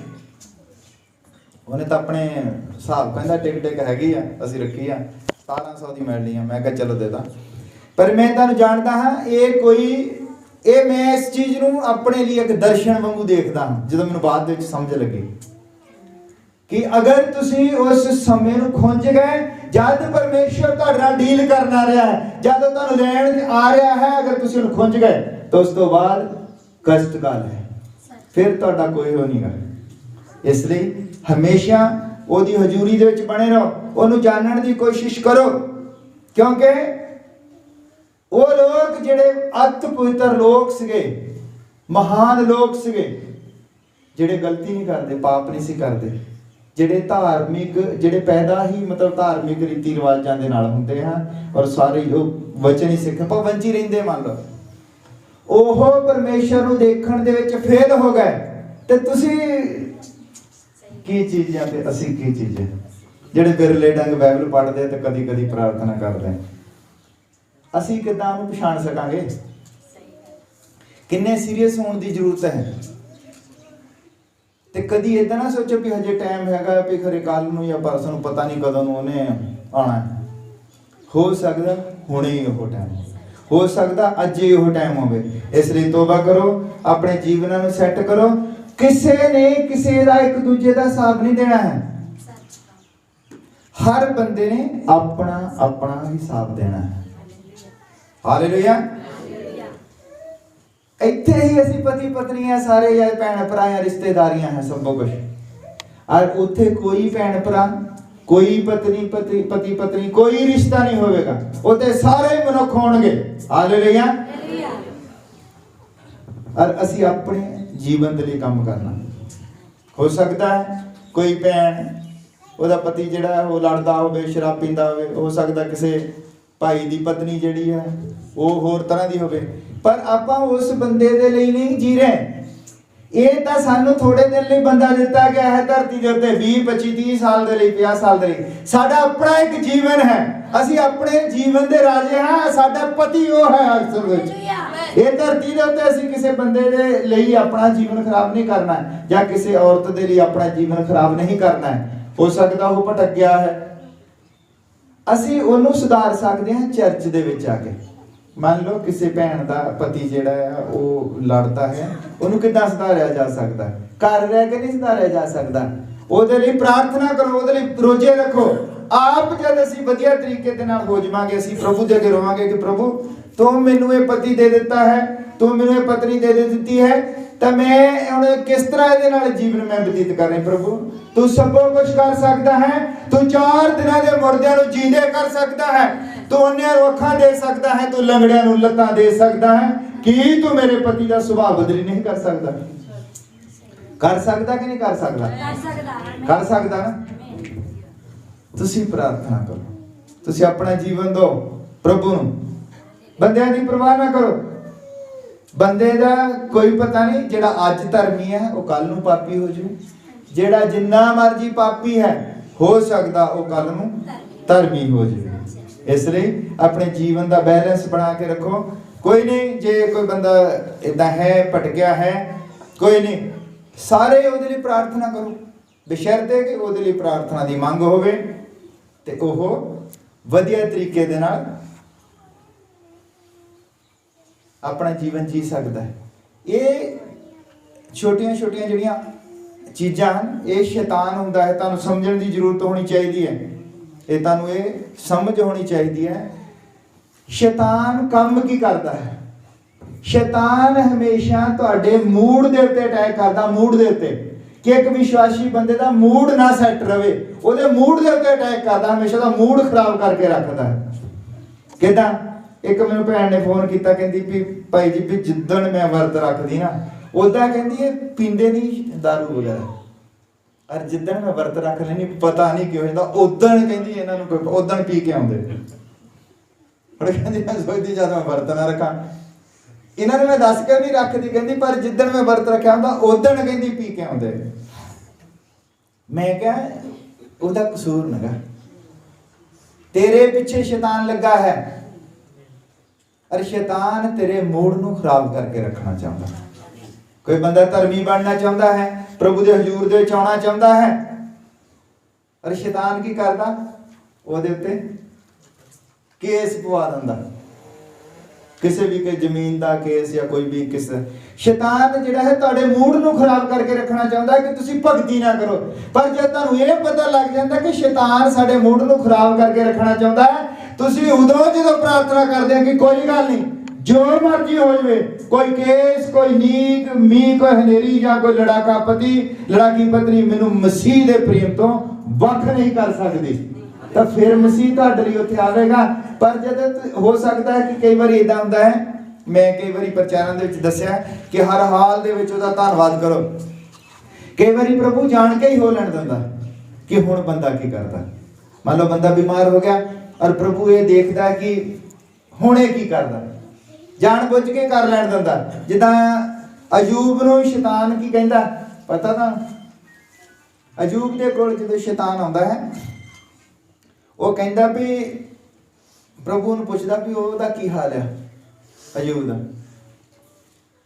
ਕਹਿੰਦਾ ਉਹਦਾ ਹਾਲ ਕਹਿੰਦਾ ਉਹਦੇ ਦੁਆਲੇ ਕਹਿੰਦਾ ਦੂਤ ਲੱਗੇ ਰਹਿੰਦੇ ਦੂਤਾਂ ਦੀਆਂ ਬਾੜਾਂ ਲੱਗੀਆਂ ਰਹਿੰਦੀਆਂ ਹਾਲ ਉਹਦਾ ਠੀਕ ਹੀ ਹੋਣਾ ਵੀ ਪ੍ਰਭੂ ਤੇਰਾ ਹੱਥ ਉਹਦੇ ਉੱਤੇ ਤਾਂ ਉਹਦਾ ਹਾਲ ਠੀਕ ਹੀ ਹੋਣਾ ਸਿੱਧਾ ਕਹਿਣ ਦੀ ਮਤਲਬ ਵੀ ਜਿਹਦੇ ਉੱਤੇ ਤੇਰਾ ਹੱਥ ਹੈ ਉਹਦਾ ਹਾਲ ਕਿੱਦਾਂ ਖਰਾਬ ਹੋ ਸਕਦਾ ਉਹਦਾ ਹਾਲ ਸਹੀ ਰਹਿਣਾ ਤੇ ਪ੍ਰਭੂ ਕਹਿੰਦਾ ਠੀਕ ਹੈ ਵੀ ਉਹ ਕਹਿੰਦਾ ਵੀ ਚੈੱਕ ਤਾਂ ਹੀ ਹੋਵੇ ਬੰਦਾ ਜੇ ਤੇਰਾ ਹੱਥ ਲਾਂਭੇ ਹੋਵੇ ਤਾਂ ਮੈਂ ਉਹਨੂੰ ਚੈੱਕ ਕਰਾਂ ਤੇ ਪ੍ਰਭੂ ਕਹਿੰਦਾ ਠੀਕ ਹੈ ਮੈਂ ਆਪਣੇ ਦੂਤਾਂ ਦੀ ਬਾੜ ਹਟਾ ਲੈਂਦਾ ਮੈਂ ਹੱਥ ਆਪਣਾ ਉਹ ਤੋਂ ਲਾਂਭੇ ਕਰ ਲੈਣਾ ਤੇ ਫਿਰ ਤੂੰ ਦੇਖ ਲੈ ਚੈੱਕ ਕਰ ਲੈ ਅਰੇ ਸ਼ੈਤਾਨ ਅਯੂਬ ਦੇ ਕੋਲ ਆਉਂਦਾ ਹੈ ਜਦੋਂ ਪਹਿਲੇ ਹੀ ਦਿਨ ਸਾਰੇ ਡੰਗਰ 500 ਦੇ ਲਗਭਗ ਊਠ ਸੀਗਾ ਇੱਥੇ ਬੱਕਰੀ ਮਰ ਜਾਏ ਤਾਂ ਬੰਦਾ ਰੋਣ ਲੱਗ ਪੈਂਦਾ ਜਦੋਂ 500 ਊਠ ਮਰ ਜਾ 500 ਊਠ ਮਰ ਗਿਆ ਬੰਦਾ ਆਉਂਦਾ ਘਬਰਾਇਆ ਕਹਿੰਦਾ ਸਵਾਮੀ ਕਹਿੰਦਾ ਸਾਰੇ ਊਠ ਮਰ ਗਏ ਕਹਿੰਦਾ ਤੂੰ ਕਿਉਂ ਸਾਹ ਚੜਾਇਆ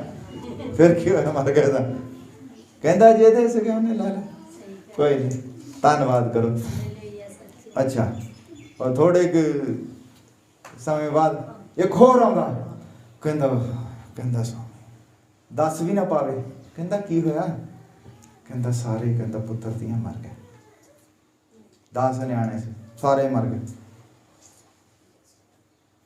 ਉਹਨੇ ਤਾਂ ਕਿਹਾ ਵੀ ਸੁਣ ਕੇ ਖਰੇ ਨੇ ਬੇਹੋਸ਼ ਹੋ ਜਾਣਾ 10 ਨਿਆਣੇ ਕਿਸੇ ਬੰਦੇ ਦਾ ਸਾਰਾ ਟੱਬਰ ਮਰ ਜਾਏ ਉਹ ਦੱਸਣ ਦੀ ਹਿੰਮਤ ਨਹੀਂ ਸੀ ਪਹਿਲਾਂ ਪੈਂਦੀ ਵੀ ਇਹ ਤਾਂ ਹੁਣ ਮਾਰੇ ਨਾ ਜਾਵੇ ਕੰਬੀ ਜਾਂਦਾ ਕਹਿੰਦਾ ਹੋਇਆ ਕਿ ਦੱਸ ਸਹੀ ਉਹ ਕਹਿੰਦਾ ਵੀ ਸਾਰੇ ਬੱਚੇ ਕਹਿੰਦਾ ਮਰ ਗਏ ਕਹਿੰਦਾ ਫਿਰ ਕੀ ਹੋਇਆ ਜਿਹਦੇ ਸੀਗੇ ਕਹਿੰਦਾ ਉਹਨੇ ਜਾਣੇ ਤੂੰ ਕਹਿੰਦਾ ਕਿਉਂ ਦੁਖੀ ਆ ਔਰ ਸ਼ੈਤਾਨ ਵੀ ਦੇਖਦਾ ਵੀ ਬੰਦੇ ਦੇ ਤੇ ਚਿਹਰੇ ਤੇ ਕੋਈ ਸ਼ਿਕਨ ਆਉਂਦੀ ਨਹੀਂ ਬੰਦਾ ਟੁੱਟਦਾ ਹੀ ਉਹ ਕਹਿੰਦਾ ਵੀ ਹੁਣ ਇਦਾਂ ਕਰਦਾ ਵੀ ਇਹਦੀ ਮੈਂ ਕੁਝ ਕਰਦਾ ਉਹਦੇ ਸਾਰੇ ਸਰੀਰ ਦੇ ਉੱਤੇ ਫੋੜੇ ਉਹਨੂੰ ਚਮੜੀ ਰੋਗ ਲੱਗ ਜਾਂਦਾ ਤੇ ਚਮੜੀ ਰੋਗ ਦੇ ਵਿੱਚ ਲੱਕ ਦੇ ਵੀ ਫੋੜੇ ਹੋ ਗਏ ਸਭ ਨਾ ਲੰਮਾ ਪੈ ਸਕਦਾ ਨਾ ਬੈਠ ਸਕਦਾ ਪੈਰਾਂ ਦੇ ਥੱਲੇ ਵੀ ਉਹ ਵਿਚਾਰਾ ਪਿਆ ਔਰ ਹੁਣ ਜਦੋਂ ਸਰੀਰ ਚਮੜੀ ਰੋਗ ਹੋ ਜਾਂਦਾ ਨਾ ਤਾਂ ਹੁੰਦਾ ਨਹੀਂ ਮੁਸ਼ਕ ਆਉਣ ਲੱਗ ਪੈਂਦਾ ਘਰ ਵਾਲੀ ਵੀ ਉਹਨੂੰ ਇੱਕ ਪਾਸੇ ਉਹ ਪਰੇ ਜੇ ਕਿਤੇ ਡਾ ਦਿੰਦੀ ਲਾਗੇ ਰੱਖ ਦਿੰਦੀ ਸਵਾਦ ਆ ਕੜਾਈਆ ਭਰ ਕੇ ਉਹ ਸ਼ੈਤਾਨ ਦੇਖੀ ਜਾਂਦਾ ਹੈ ਕਰਦਾ ਕੀ ਉਹ ਘਰ ਵਾਲੀ ਕਹਿੰਦੀ ਵੀ ਤੂੰ ਹੁਣ ਪ੍ਰਾਰਥਨਾ ਕਰ ਵੀ ਪਰਮੇਸ਼ਰ ਨੂੰ ਕਹਿ ਵੀ ਤੂੰ ਹੁਣ ਮੈਨੂੰ ਮਾਰ ਦੇ ਕਹਿੰਦਾ ਵੀ ਮੈਂ ਏਦਾਂ ਕਿੱਦਾਂ ਉਹ ਕਹਿੰਦੇ ਤੈਨੂੰ ਕੋਈ ਸਜ਼ਾ ਮਿਲੀ ਉਹਦੇ ਕੋਲ ਲੋਕ ਆਉਂਦੇ ਆ ਕਹਿੰਦੇ ਤੈਨੂੰ ਕੋਈ ਸਜ਼ਾ ਮਿਲੀ ਹੋਈ ਆ ਤੈਨੂੰ ਕੋਈ ਸਜ਼ਾ ਮਿਲੀ ਹੈ ਰੱਬ ਵੱਲੋਂ ਉਹ ਕਹਿੰਦਾ ਨਹੀਂ ਮੇਰਾ ਪਰਮੇਸ਼ਰ ਧਰਮੀ ਪਰਮੇਸ਼ਰ ਹੈ ਉਹ ਧਰਮੀ ਮਨੁੱਖ ਨੂੰ ਸਜ਼ਾ ਨਹੀਂ ਦਿੰਦਾ ਦੇਖੋ ਉਹ ਕਹਿੰਦਾ ਮੇਰਾ ਧਰਮੀ ਪਰਮੇਸ਼ਰ ਹੈ ਤੇ ਮੈਂ ਵੀ ਧਰਮੀ ਮਨੁੱਖ ਹਾਂ ਧਰਮੀ ਪਰਮੇਸ਼ਰ ਧਰਮੀ ਮਨੁੱਖ ਨੂੰ ਸਜ਼ਾ ਨਹੀਂ ਦਿੰਦਾ ਤੇ ਹੈ ਕੀ ਹੈ ਅਸੀਂ ਕੀ ਜਾਣਦੇ ਤੇ ਸ਼ੈਤਾਨ ਹੈ ਗੱਬੇ ਜਿਹੜਾ ਉਹਨੂੰ ਚੈੱਕ ਕਰਦਾ ਹੈ ਬੰਦੇ ਔਰ ਇੰਨੀ ਹੱਥ ਫੜ ਲੈਂਦਾ ਆਖਰ परमेश्वर ਨੂੰ ਆ ਕੇ ਫੇਰ ਉਠਾਉਂਦਾ, ਕਹਿੰਦਾ ਅਯੂਬ ਹੁਣ ਤਾਂ ਉੱਠ ਕੇ ਖੜਾ ਹੋ ਜਾ। ਇੰਨਾ ਜ਼ਿਆਦਾ ਧਰਮੀ ਮਨੁੱਖ ਇੱਕ ਸ਼ਬਦ ਵੀ ਆਪਣੇ ਮੂੰਹ ਦੇ ਵਿੱਚੋਂ ਪਰਮੇਸ਼ਰ ਦੇ ਖਿਲਾਫ ਨਹੀਂ ਬੋਲਦਾ। परमेश्वर उनको उठा के खड़ा करता और उन्हें सब कुछ फिर डबल मिलता है। हालेलुया। परमेश्वर इस तरह के बंदे चाहता है। और ਉਹਦੀ ਜਨਾਨੀ ਕੀ ਕਹਿੰਦੀ ਹੁੰਦੀ ਸੀ ਉਹਨੂੰ, ਰੋਜ਼ ਸਵੇਰੇ ਉੱਠ ਕੇ ਦੇਖਣਾ ਹਜੇ ਵੀ ਜਿੰਦਾ ਹੀ ਆ ਖਾਣਾ ਮੁਸ਼ਕਲ ਇਹ ਮਰਦਾ ਹੀ ਨਹੀਂ। और ਉਹਨੂੰ ਪਤਾ, ਉਹ ਕਹਿੰਦੀ ਵੀ ਇਹ ਮਰਦਾ ਤਾਂ ਨਹੀਂ, ਇਹ ਕਹਿੰਦਾ ਰਹਿੰਦਾ ਤੇਰਾ ਨਾਮ ਮੁਬਾਰਕ ਹੈ, ਤੂੰ ਹੀ ਦਿੱਤਾ ਹੈ, ਤੂੰ ਹੀ ਲੈਂਦਾ, ਤੇਰਾ ਨਾਮ ਮੁਬਾਰਕ। ਭਗਤੀ ਕਰੀ ਜਾਂਦਾ। ਉਹ ਕਹਿੰਦੀ ਹਾਂ ਭਗਤੀ ਛੱਡ ਕੇ ਕੁਝ ਹੋਰ ਕਹਿ ਦੇ ਤੇ ਤੇਰੀ ਜਾਨ ਨਿਕਲੇ। ਇਹੋ ਹੀ ਕਹਿੰਦੀ ਸੀ ਉਹ। ਪਰ ਨਹੀਂ, ਉਹ ਬਥੇਰੇ ਆਉਂਦੇ ਆ ਉਹਦੇ ਬੰਦੇ ਵੀ ਸਮਝਾਉਣ। ਜਦੋਂ ਬੰਦੇ ਸਮਝਾ ਕੇ ਥੱਕ ਗਏ, ਉਹਦੀ ਜਨਾਨੀ ਨੂੰ ਉਹ ਕਹਿੰਦੇ ਵੀ ਸਾਡੀ ਗੱਲ ਨਹੀਂ ਸਮਝ ਆਉਂਦੀ, ਤੂੰ ਇਹਨੂੰ ਕੁਝ ਕਹਿ, ਤੇਰੇ ਨਾਲ ਰਿਹਾ ਇੰਨੀ ਦੇਰ, ਤੇਰੀ ਗੱਲ ਨਹੀਂ ਸਮਝਣੀ। ਉਹ ਬਥੇਰਾ ਉਹਨੂੰ ਮਤਲਬ ਉਕਸਾਉਂਦੀ ਹੈ ਕਿ ਉਹ ਪਰਮੇਸ਼ਰ ਦੇ ਖਿਲਾਫ ਜਾਵੇ। ਇਦਾਂ ਹੀ ਜਦ ਤੁਹਾਡਾ ਪਤੀ ਹੈ, ਉਹ ਮੰਨ ਲਓ ਕਿ ਸ਼ਰਾਬ ਪੀ ਕੇ ਆ ਗਿਆ, ਉਹਦਾ ਕਸੂਰ ਨਿਗਾ, ਉਹਦੇ ਪਿੱਛੇ ਕੋਈ ਸ਼ੈਤਾਨ ਹੈ ਜਿਹੜਾ ਤੁਹਾਨੂੰ ਉਕਸਾਉਂਦਾ ਕਿ ਤੁਸੀਂ ਪਰਮੇਸ਼ਰ ਦੇ ਖਿਲਾਫ ਖੜੇ ਹੋ ਜਾਓ। ਇਹ ਚੀਜ਼ਾਂ ਸਾਨੂੰ ਸਮਝਣ ਦੀ ਜ਼ਰੂਰਤ ਹੈ। ਤੁਹਾਨੂੰ ਸੰਗਤੀ ਤੋਂ ਲਾਂਭੇ ਰੱਖਣਾ ਚਾਹੁੰਦਾ ਸ਼ੈਤਾਨ, ਤੁਹਾਡਾ ਪਤੀ ਨਹੀਂ ਰੱਖਣਾ ਚਾਹੁੰਦਾ। ਤੁਸੀਂ ਆਪਣੇ ਪਤੀ 'ਚ ਕਸੂਰ ਕੱਢਦੇ ਰਹਿੰਦੇ ਆ ਕਿ ਪਤੀ ਮੇਰਾ ਸਵੇਰੇ ਲੜ ਪਿਆ, ਕਹਿੰਦਾ ਚਰਚ ਨਹੀਂ ਜਾਣਾ। ਪਤੀ ਦਾ ਕੋਈ ਕਸੂਰ ਨਹੀਂ ਹੈ। ਪਤੀ ਕਿਸੇ ਦੇ ਹੱਥ ਦੇ ਵਿੱਚ ਆ ਗਿਆ, ਉਹ ਉਹਦੀ ਕਠਪੁਤਲੀ ਹੈ। ਤੁਸੀਂ ਪਤੀ ਨੂੰ ਉਹਦੇ ਹੱਥ 'ਚੋਂ ਛਡਾਉਣਾ ਹੈ, ਨਾ ਕਿ ਤੁਸੀਂ ਵੀ ਉਹ ਜੋ ਚਾਹੁੰਦਾ ਹੈ ਉਦਾਂ ਹੀ ਕਰਨਾ ਹੈ। ਇਦਾਂ ਨਾ ਸਮਝ ਲੱਗਦੀ ਹੈ ਗੱਲ। ਤੁਸੀਂ ਆਪਣੇ ਪਤੀ ਨੂੰ ਪਰ ਉਹਦੇ ਸ਼ੈਤਾਨ ਦੇ ਚੁੰਗਲ ਚੋਂ ਛਡਾਉਣਾ ਹੈ। ਆਪਣੀ ਪਤਨੀ ਨੂੰ ਸ਼ੈਤਾਨ ਦੇ ਚੁੰਗਲ ਚੋਂ ਛਡਾਉਣਾ ਹੈ ਕਿ ਉਹ ਸ਼ੈਤਾਨ ਕੀ ਕਰਾ ਰਿਹਾ। ਦਰਅਸਲ ਇੱਕ ਮਸੀਹੀ ਹੋਣ ਦਾ ਇੱਕ ਸਟੈਂਡਰਡ ਹੈ। ਮਸੀਹੀ ਹੋਣ ਦਾ ਮਤਲਬ ਚਰਚ ਦੇ ਵਿੱਚ ਆ ਕੇ ਬੈਠਣੇ, ਤੁਹਾਨੂੰ ਵਚਨ ਦੀ ਸਮਝ ਹੋਵੇ। ਆ ਜਿਹੜੀਆਂ ਮੈਂ ਗੱਲਾਂ ਕਰਦਾ, ਇਹ ਗੱਲਾਂ ਤੁਹਾਡੀ ਸਮਝ ਚ ਆਈਆਂ ਹੋਣੀਆਂ ਚਾਹੀਦੀਆਂ। ਪਰਮੇਸ਼ਰ ਨੂੰ ਸਮਝਣ ਦੀ ਕੋਈ ਜ਼ਰੂਰਤ ਨਹੀਂ। ਮਨੁੱਖ ਪਰਮੇਸ਼ਰ ਨੂੰ ਸਮਝ ਨਹੀਂ ਸਕਦਾ ਹੈ। ਸਮਝਣਾ ਹੈ ਤੇ ਸ਼ੈਤਾਨ ਨੂੰ, ਉਹਦੇ ਕੰਮਾਂ ਨੂੰ। ਸ਼ੈਤਾਨ ਹੈ ਜੋ ਤੁਹਾਡੇ ਮੂਡ ਨੂੰ ਖਰਾਬ ਕਰਦਾ ਹੈ। ਸ਼ੈਤਾਨ ਹੈ ਜੋ ਤੁਹਾਡੇ ਪਰਿਵਾਰ ਦੇ ਵਿੱਚ ਟੈਨਸ਼ਨ ਪਾ ਕੇ ਰੱਖਦਾ ਹੈ। ਪਰਮੇਸ਼ਰ ਕਦੀ ਕਿਸੇ ਨੂੰ ਨਾ ਬਿਮਾਰ ਕਰਨਾ ਚਾਹੁੰਦਾ ਹੈ, ਨਾ ਬਿਮਾਰ ਕਰਦਾ ਹੈ, ਨਾ ਮਾਰਨਾ ਚਾਹੁੰਦਾ ਹੈ। ਇਹ ਜੋ ਕੁਝ ਕਰਦਾ ਹੈ ਉਹ ਸ਼ੈਤਾਨ ਹੈ। ਬਿਮਾਰੀ ਦੇ ਜਿਹੜੇ ਕੀਟਾਣੂ ਹਨ, ਸ਼ੈਤਾਨ ਹਨ ਜਿਹੜੇ ਕਿ ਵਿਸ਼ਵਾਸੀ ਦੇ ਅੰਦਰ ਆ ਕੇ ਵੜ ਜਾਂਦੇ ਹਨ। ਵੜ ਦਿੱਤਾ ਦੇਗਾ ਜਦ ਵਿਸ਼ਵਾਸੀ ਜਿਹੜਾ ਹੈ ਉਸ ਨੂੰ ਮੌਕਾ ਦੇ ਦਿੰਦਾ ਹੈ। ਹਾਲੇਲੂਇਆ। ਇਸ ਲਈ ਸ਼ੈਤਾਨ ਨੂੰ ਸਮਝੋ। ਔਰ ਉਹਨਾਂ ਲੋਕਾਂ ਨੇ ਕੀ ਕੀਤਾ ਉਸ ਟਾਈਮ, ਆਪਣੇ ਵੱਲੋਂ ਉਹ ਧਰਮ ਦਾ ਕੰਮ ਕਰ ਰਹੇ ਹਨ। ਉਸ ਟਾਈਮ ਦੇ ਜਾਜਕ ਜਿਹੜੇ ਆਪਣੇ ਵੱਲੋਂ ਧਰਮ ਦਾ ਕੰਮ ਕਰ ਰਿਹਾ, ਉਹ ਕਹਿੰਦੇ ਕਿ ਆਹ ਜਿਹੜਾ ਬੰਦਾ ਆਪਣੇ ਆਪ ਨੂੰ ਪਰਮੇਸ਼ਰ ਬਣਾਉਂਦਾ ਹੈ, ਇਹ ਸ਼ੈਤਾਨ ਹੈ, ਬਾਲਜ਼ਬੂਬ ਹੈ ਇਹ। ਪਰ ਉਹ ਇਹ ਚੀਜ਼ਾਂ ਨਹੀਂ ਦੇਖ ਸਕਦੇ ਕਿ ਜਿਹੜਾ ਬੰਦਾ ਕਬਰ ਦੇ ਵਿੱਚੋਂ 4 ਦਿਨ ਦੇ ਮੁਰਦੇ ਨੂੰ ਕੱਢ ਲਿਆਉਂਦਾ ਹੈ, ਉਹ ਸ਼ੈਤਾਨ ਕਿੱਦਾਂ ਹੋ ਸਕਦਾ। ਕਿਉਂਕਿ ਸ਼ੈਤਾਨ ਦੇ ਕੋਲ ਜੀਵਨ ਤਾਂ ਹੈ ਹੀ ਨਹੀਂ ਹੈ। ਸ਼ੈਤਾਨ ਸਿਰਫ ਮਾਰ ਸਕਦਾ ਹੈ, ਜਿਉਂਦਾ ਤਾਂ ਕਰ ਹੀ ਨਹੀਂ ਸਕਦਾ। ਇਹ ਵਿਧਵਾ ਨੈਣ ਦੇ ਬੱਚੇ ਨੂੰ ਜਿਉਂਦਾ ਕਰਦਾ ਹੈ, ਇਹਨੇ ਨੂੰ ਅੱਖਾਂ ਦੇ ਰਿਹਾ ਹੈ। ਉਹ ਇਸ ਚੀਜ਼ ਨੂੰ ਨਹੀਂ ਬਸ ਉਹ ਜਾਣਦੇ ਕਿ ਇਹ ਬੰਦਾ ਆਪਣੇ ਆਪ ਨੂੰ ਪਰਮੇਸ਼ਰ ਹੋਣ ਦਾ ਦਾਅਵਾ ਕਰ ਰਿਹਾ ਹੈ। ਔਰ ਇੰਨੇ ਅਣਖੀ ਸੀਗੇ, ਉਹ ਪਰਮੇਸ਼ਰ ਦੀ ਜਗ੍ਹਾ ਤੇ ਕਿਸੇ ਬੰਦੇ ਨੂੰ ਦੇਖ ਨਹੀਂ ਸਕਦੇ। ਅਣਖੀ ਲੋਕ ਸੀਗੇ। ਵਚਨ ਦੀ ਕੱਲੀ ਐਤ ਨੂੰ ਜਾਣਦੇ ਸੀਗੇ ਕਿ ਯਹੋਵਾ ਮਹਾਨ ਹੈ ਔਰ ਉਹਨੇ ਸਾਰੀ ਸ੍ਰਿਸ਼ਟੀ ਬਣਾਈ ਹੈ। ਉਹਨੇ ਮਿੱਟੀ ਤੋਂ ਮਨੁੱਖ ਨੂੰ ਬਣਾਇਆ ਹੈ। ਉਹਨੇ ਲਾਲ ਸਮੁੰਦਰ ਨੂੰ 2 ਹਿੱਸਿਆਂ ਦੇ ਵਿੱਚ ਕਰ ਦਿੱਤਾ ਹੈ। ਉਹ ਸਾਰਾ ਕੁਝ ਜਾਣਦੇ ਸੀਗੇ। ਤਾਂ ਕਹਿੰਦੇ ਵੀ ਉਹ ਇਦਾਂ ਦਾ ਤਾਂ ਨਹੀਂ ਹੋ ਸਕਦਾ ਜਿੱਦਾਂ ਦਾ ਇਹ ਹੈ। ਇਸ ਹਾਲ 'ਚ ਨਹੀਂ ਹੋ ਸਕਦਾ। ਅਣਖੀ ਬੰਦੇ ਸੀਗੇ। ਆਪਣੇ ਪਰਮੇਸ਼ਰ ਨੂੰ ਉਹ ਬੜਾ ਦੂਸਰੇ ਢੰਗ ਦੇ ਨਾਲ ਦੇਖਦੇ ਸੀਗੇ। ਉਹ ਉਦਾਂ ਹੀ ਦੇਖਦੇ ਸੀਗੇ ਜਿੱਦਾਂ ਪਰਮੇਸ਼ਰ ਨੂੰ ਦੇਖਣਾ ਚਾਹੀਦਾ ਹੈ। ਉਹ ਗਲਤੀ ਨਹੀਂ ਸੀ ਕਰਦੇ। ਪਰਮੇਸ਼ਰ ਕੌਣ ਹੈ? ਅੰਤ ਮਹਾਨ ਪਰਮੇਸ਼ਰ ਹੈ। ਪਰਮੇਸ਼ਰ ਨੂੰ ਦੇਖਿਆ ਨਹੀਂ ਜਾ ਸਕਦਾ। ਇਹ ਗੱਲ ਨੂੰ ਜਾਣਦੇ ਸੀ। ਉਦਾਂ ਹੀ ਮੰਨਦੇ ਸੀ ਜਿੱਦਾਂ ਪਰਮੇਸ਼ਰ ਨੂੰ ਮੰਨਣਾ ਚਾਹੀਦਾ। ਉਦਾਂ ਹੀ ਭਗਤੀ ਕਰਦੇ ਸੀ। ਹਜ਼ਾਰਾਂ ਬੈਲਾਂ ਦੀਆਂ ਬਲੀਆਂ ਦਿੰਦੇ ਸੀਗੇ ਤਾਂ ਕਿ ਆਪਣੇ ਪਰਮੇਸ਼ਰ ਨੂੰ ਖੁਸ਼ ਕਰ ਸਕਣ। ਉਦਾਂ ਹੀ ਕਰਦੇ ਸੀ ਭਗਤੀ। ਰਾਤ ਦਿਨ ਇਸਰਾਇਲ ਦੇ ਵਿੱਚ ਜਦੋਂ ਸਵੇਰ ਚੜ੍ਹਦੀ ਹੈ ਤਾਂ ਉਹ ਲੋਕਾਂ ਨੇ ਜਿੱਦਾਂ ਸਾਡੇ ਆ ਬਾਹਰ ਹੈ ਨਾ ਉਹ ਬਣਿਆ ਹਾਂ ਬਰਾਂਡਾ ਜਿਹਾ, ਉਹਦੇ ਤੇ ਖੜੇ ਹੋ ਕੇ ਤੁਰੀਆਂ ਵਜਾਉਂਦੇ ਆ ਪਰਮੇਸ਼ਰ ਦੇ ਲਈ, ਤੁਰੀਆਂ ਵਜਾਉਂਦੇ। ਔਰ ਸ਼ਾਮ ਜਦੋਂ ਹੁੰਦੀ ਹੈ ਫਿਰ ਦੁਪਹਿਰ ਨੂੰ ਵਜਾਉਂਦੇ, ਸ਼ਾਮ ਨੂੰ ਜਦੋਂ ਸੂਰਜ ਢਲਦਾ ਹੈ ਆਪਣੇ ਘਰਾਂ ਦੇ ਵਿੱਚ ਬਰਾਂਡਿਆਂ 'ਚ ਖੜੇ ਹੋ ਕੇ ਦੂਰ ਏਦਾਂ ਤੁਰੀਆਂ ਵਜਾਉਂਦੇ ਆ ਪਰਮੇਸ਼ਰ। ਉਹ ਸਾਰੀ ਭਗਤੀ ਉਦਾਂ ਹੀ ਕਰਦੇ ਆ ਜਿੱਦਾਂ ਪਰਮੇਸ਼ਰ ਦੀ ਭਗਤੀ ਦਾਨੀਏਲ ਹੁਣੀ ਕਰਦੇ ਸੀਗੇ। ਬਹੁਤ ਵਧੀਆ ਤਰੀਕੇ ਦੇ ਨਾਲ ਪਰਮੇਸ਼ਰ ਦੀ ਭਗਤੀ ਕਰਦੇ ਆ। ਪਰ ਪਰਮੇਸ਼ਰ ਦੇਹਧਾਰੀ ਹੋ ਗਿਆ ਹੈ, ਇਸ ਚੀਜ਼ ਨੂੰ ਉਹ ਮੰਨਦੇ ਨਹੀਂ ਸੀਗੇ। ਹੁਣ ਕਿੱਦਾਂ ਅੱਜ ਦੁਨੀਆ ਦੇ ਵਿੱਚ ਇੱਕ ਆਇਤ ਹੈ, ਸਾਰੀ ਬਾਈਬਲ ਦੀ ਵਿਆਖਿਆ ਕਰੀ ਜਾਂਦੇ, ਪੂਰੀ ਬਾਈਬਲ ਪੜ੍ਹੀ ਜਾਂਦੇ, ਰਾਤ ਦਿਨ ਲੱਗੇ ਹੋਏ ਹਨ, ਪਰ ਰਸੂਲਾਂ ਦੇ ਕਰਤੱਵ 2:38 ਦਾ ਪ੍ਰਚਾਰ ਨਹੀਂ ਕਰ ਸਕਦੇ। ਇਹ ਨਹੀਂ ਸਮਝ ਆਉਂਦੀ ਇਕੱਲੀ ਇੰਨੀ ਕੁ ਗੱਲ। ਰਾਤ ਦਿਨ ਲੱਗੇ ਹੋਏ ਹਨ, ਵੱਡੀਆਂ ਵੱਡੀਆਂ ਉਹ ਲਾ ਕੇ ਸਾਰੀ ਰਾਤ, ਸਵੇਰ ਦੀ ਬੰਦਗੀ, ਦੁਪਹਿਰ ਦੀ ਬੰਦਗੀ, ਰਾਤ ਦੀ ਬੰਦਗੀ, ਸਭ ਕੁਝ ਕਰਦੇ ਹਨ, ਔਰ ਰਸੂਲਾਂ ਦੇ ਕਰਤੱਵ 2:38 ਨਹੀਂ ਸਮਝ ਆ ਰਹੀ। ਉਹ ਕੀ ਹੈ ਕਿ ਬਪਤਿਸਮਾ ਯਿਸੂ ਮਸੀਹ ਦੇ ਨਾਮ ਦੇ ਵਿੱਚ ਹੈ। ਉਦੋਂ ਵੀ ਗਲਤੀ ਕੀਤੀ ਤੇ ਅੱਜ ਵੀ ਗਲਤੀ ਕਰ ਰਹੇ ਹਨ, ਔਰ ਲੋਕ ਆਪਣੇ ਵੱਲੋਂ ਬੜੇ ਧਾਰਮਿਕ ਹਨ, ਰਾਤ ਦਿਨ ਲੱਗੇ ਹੋਏ ਹਨ, ਔਰ ਤੋਬਾ ਨਹੀਂ ਕਰਦੇ। ਤੋਬਾ ਨਹੀਂ ਕਰਦੇ ਕਿਉਂਕਿ ਤੋਬਾ ਕਰਨ ਦੇ ਲਈ ਬੰਦੇ ਨੂੰ ਵਚਨ ਸਮਝਦੇ ਚ ਆਉਣਾ ਚਾਹੀਦਾ। ਔਰ ਜੇ ਇਹਦੀ ਅਸੀਂ ਗਹਿਰਾਈ ਦੇ ਵਿੱਚ ਚੱਲ ਜਾਈਏ, ਬਿਨਾਂ ਇੰਟੈਲੀਜੈਂਸੀ ਤੋਂ ਬੰਦਾ ਪਰਮੇਸ਼ਰ ਨੂੰ ਮੰਨ ਨਹੀਂ ਸਕਦਾ।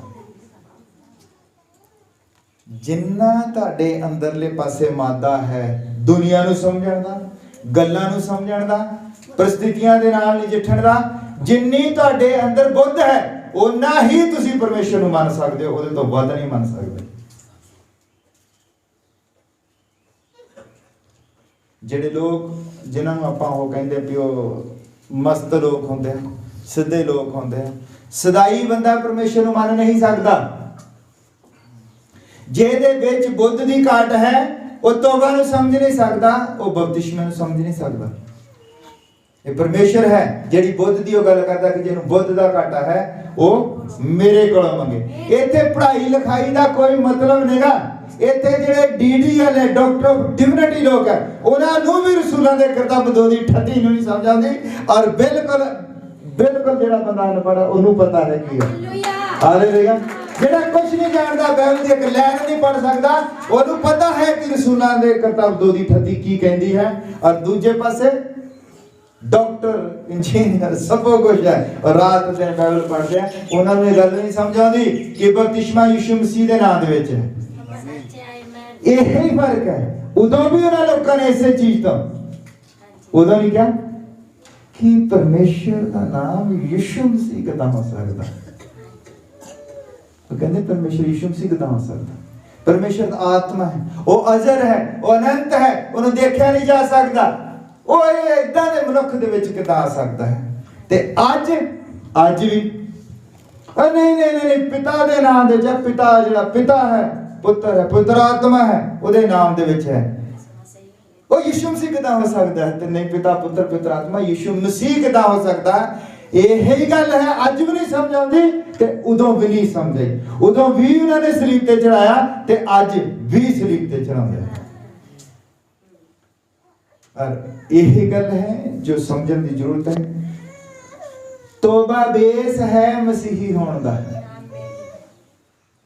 ਜਿਹੜਾ ਬੰਦਾ ਤੋਬਾ ਨਹੀਂ ਕਰਦਾ, ਸੰਗਤੀ ਦੇ ਵਿੱਚ ਆਉਂਦਾ ਹੈ, ਆ ਕੇ ਪੂਰੀ ਭਗਤੀ ਕਰਦਾ ਹੈ, ਰਾਤ ਦਿਨ ਦੁਆਵਾਂ ਕਰਦਾ ਹੈ, ਸਭ ਕੁਝ ਕਰਦਾ ਹੈ, ਉਹਨੂੰ ਤੋਬਾ ਸਮਝ ਨਹੀਂ ਆਉਂਦੀ ਤਾਂ ਉਹ ਪ੍ਰਭੂ ਤੋਂ ਬਹੁਤ ਦੂਰ ਹੈ। ਤੋਬਾ ਨੂੰ ਸਮਝ। ਉਹਨਾਂ ਲੋਕਾਂ ਨੇ ਕੀ ਕੀਤਾ? ਤੋਬਾ ਨਹੀਂ ਕੀਤੀ। ਹਾਲੇਲੂਇਆ। ਕਰਨਗੇ ਇੱਕ ਦਿਨ, ਕਰਨਗੇ। ਅੱਜ ਜਿੱਦਣ ਉਹਨਾਂ ਦਾ ਆਵੇਗਾ। ਆ ਵੀ ਜਿਹੜੀਆਂ ਮੂਰਖ ਗਾਰੀਆਂ ਇੱਕ ਦਿਨ ਦੇਖਣਗੀਆਂ, ਪਿੱਟਣਗੀਆਂ, ਚੀਕਾਂ ਮਾਰਨਗੀਆਂ। ਓਹੋ ਬਪਤਿਸਮਾ ਯਿਸੂ ਮਸੀਹ ਦੇ ਨਾਮ ਦੇ ਵਿੱਚ ਸੀਗਾ। ਪਿੱਟਣਗੀਆਂ ਇੱਕ ਦਿਨ। ਉਹੋ ਹੀ ਸੀਗਾ ਪਿਤਾ, ਉਹੋ ਹੀ ਪੁੱਤਰ ਹੈ, ਉਹੋ ਹੀ ਪੁੱਤਰ ਆਤਮਾ। ਉਹ ਤਿੰਨ ਨਹੀਂ ਸੀਗੇ, ਉਹ ਇੱਕੋ ਹੀ ਸੀਗਾ। ਇੱਕੋ ਹੀ ਆ, ਤਿੰਨ ਨਹੀਂ ਸੀਗੇ। ਔਰ ਜਿਨ੍ਹਾਂ ਨੇ ਉਹਨੂੰ ਤਿੰਨ ਬਣਾਇਆ, ਔਰ ਜਿਹੜੇ ਬੰਦੇ ਨੇ ਕਿਹਾ ਵੀ ਤਿੰਨ ਨੇਗੇ, ਉਹਨੂੰ ਉਹਨਾਂ ਨੇ ਜ਼ਹਿਰ ਦਾ ਪਿਆਲਾ ਦੇ ਕੇ, ਉਹਨੂੰ ਉਹਨਾਂ ਨੇ ਸਤਾਂਗੜ ਦੇ ਵਿੱਚ ਉਹਨਾਂ ਨੂੰ ਪੁੱਠੇ ਲਟਕਾ ਕੇ ਏਦਾਂ ਮਾਰਿਆ ਜਿਨ੍ਹਾਂ ਨੇ ਕਿਹਾ ਕਿ ਪਰਮੇਸ਼ਵਰ ਇੱਕ ਹੈ ਔਰ ਉਹਦਾ ਨਾਮ ਪ੍ਰਭੂ ਯਿਸੂ ਮਸੀਹ। ਜਿਹਨੇ ਵੀ ਇਹ ਕਿਹਾ ਹੈ ਕਿ ਪਰਮੇਸ਼ਵਰ ਇੱਕ ਹੈ, ਉਹਦਾ ਨਾਮ ਪ੍ਰਭੂ ਯਿਸੂ ਮਸੀਹ ਹੈ, ਉਹ ਧਰਤੀ ਦੇ ਉੱਤੋਂ ਨਹੀਂ ਮਿਟਾ ਦਿੱਤਾ ਹੈ। ਲੋਕ ਜਿੰਦੇ ਨਹੀਂ ਛੱਡੇ ਉਹਨਾਂ ਨੇ। ਉਹ ਕੀ ਕਰਦੇ? ਉਹੋ ਹੀ ਹੈ ਮਸੀਹ ਨੂੰ ਸਲੀਬ ਤੇ ਚੜਾਉਣਾ। ਹਾਲੇਲੂਇਆ।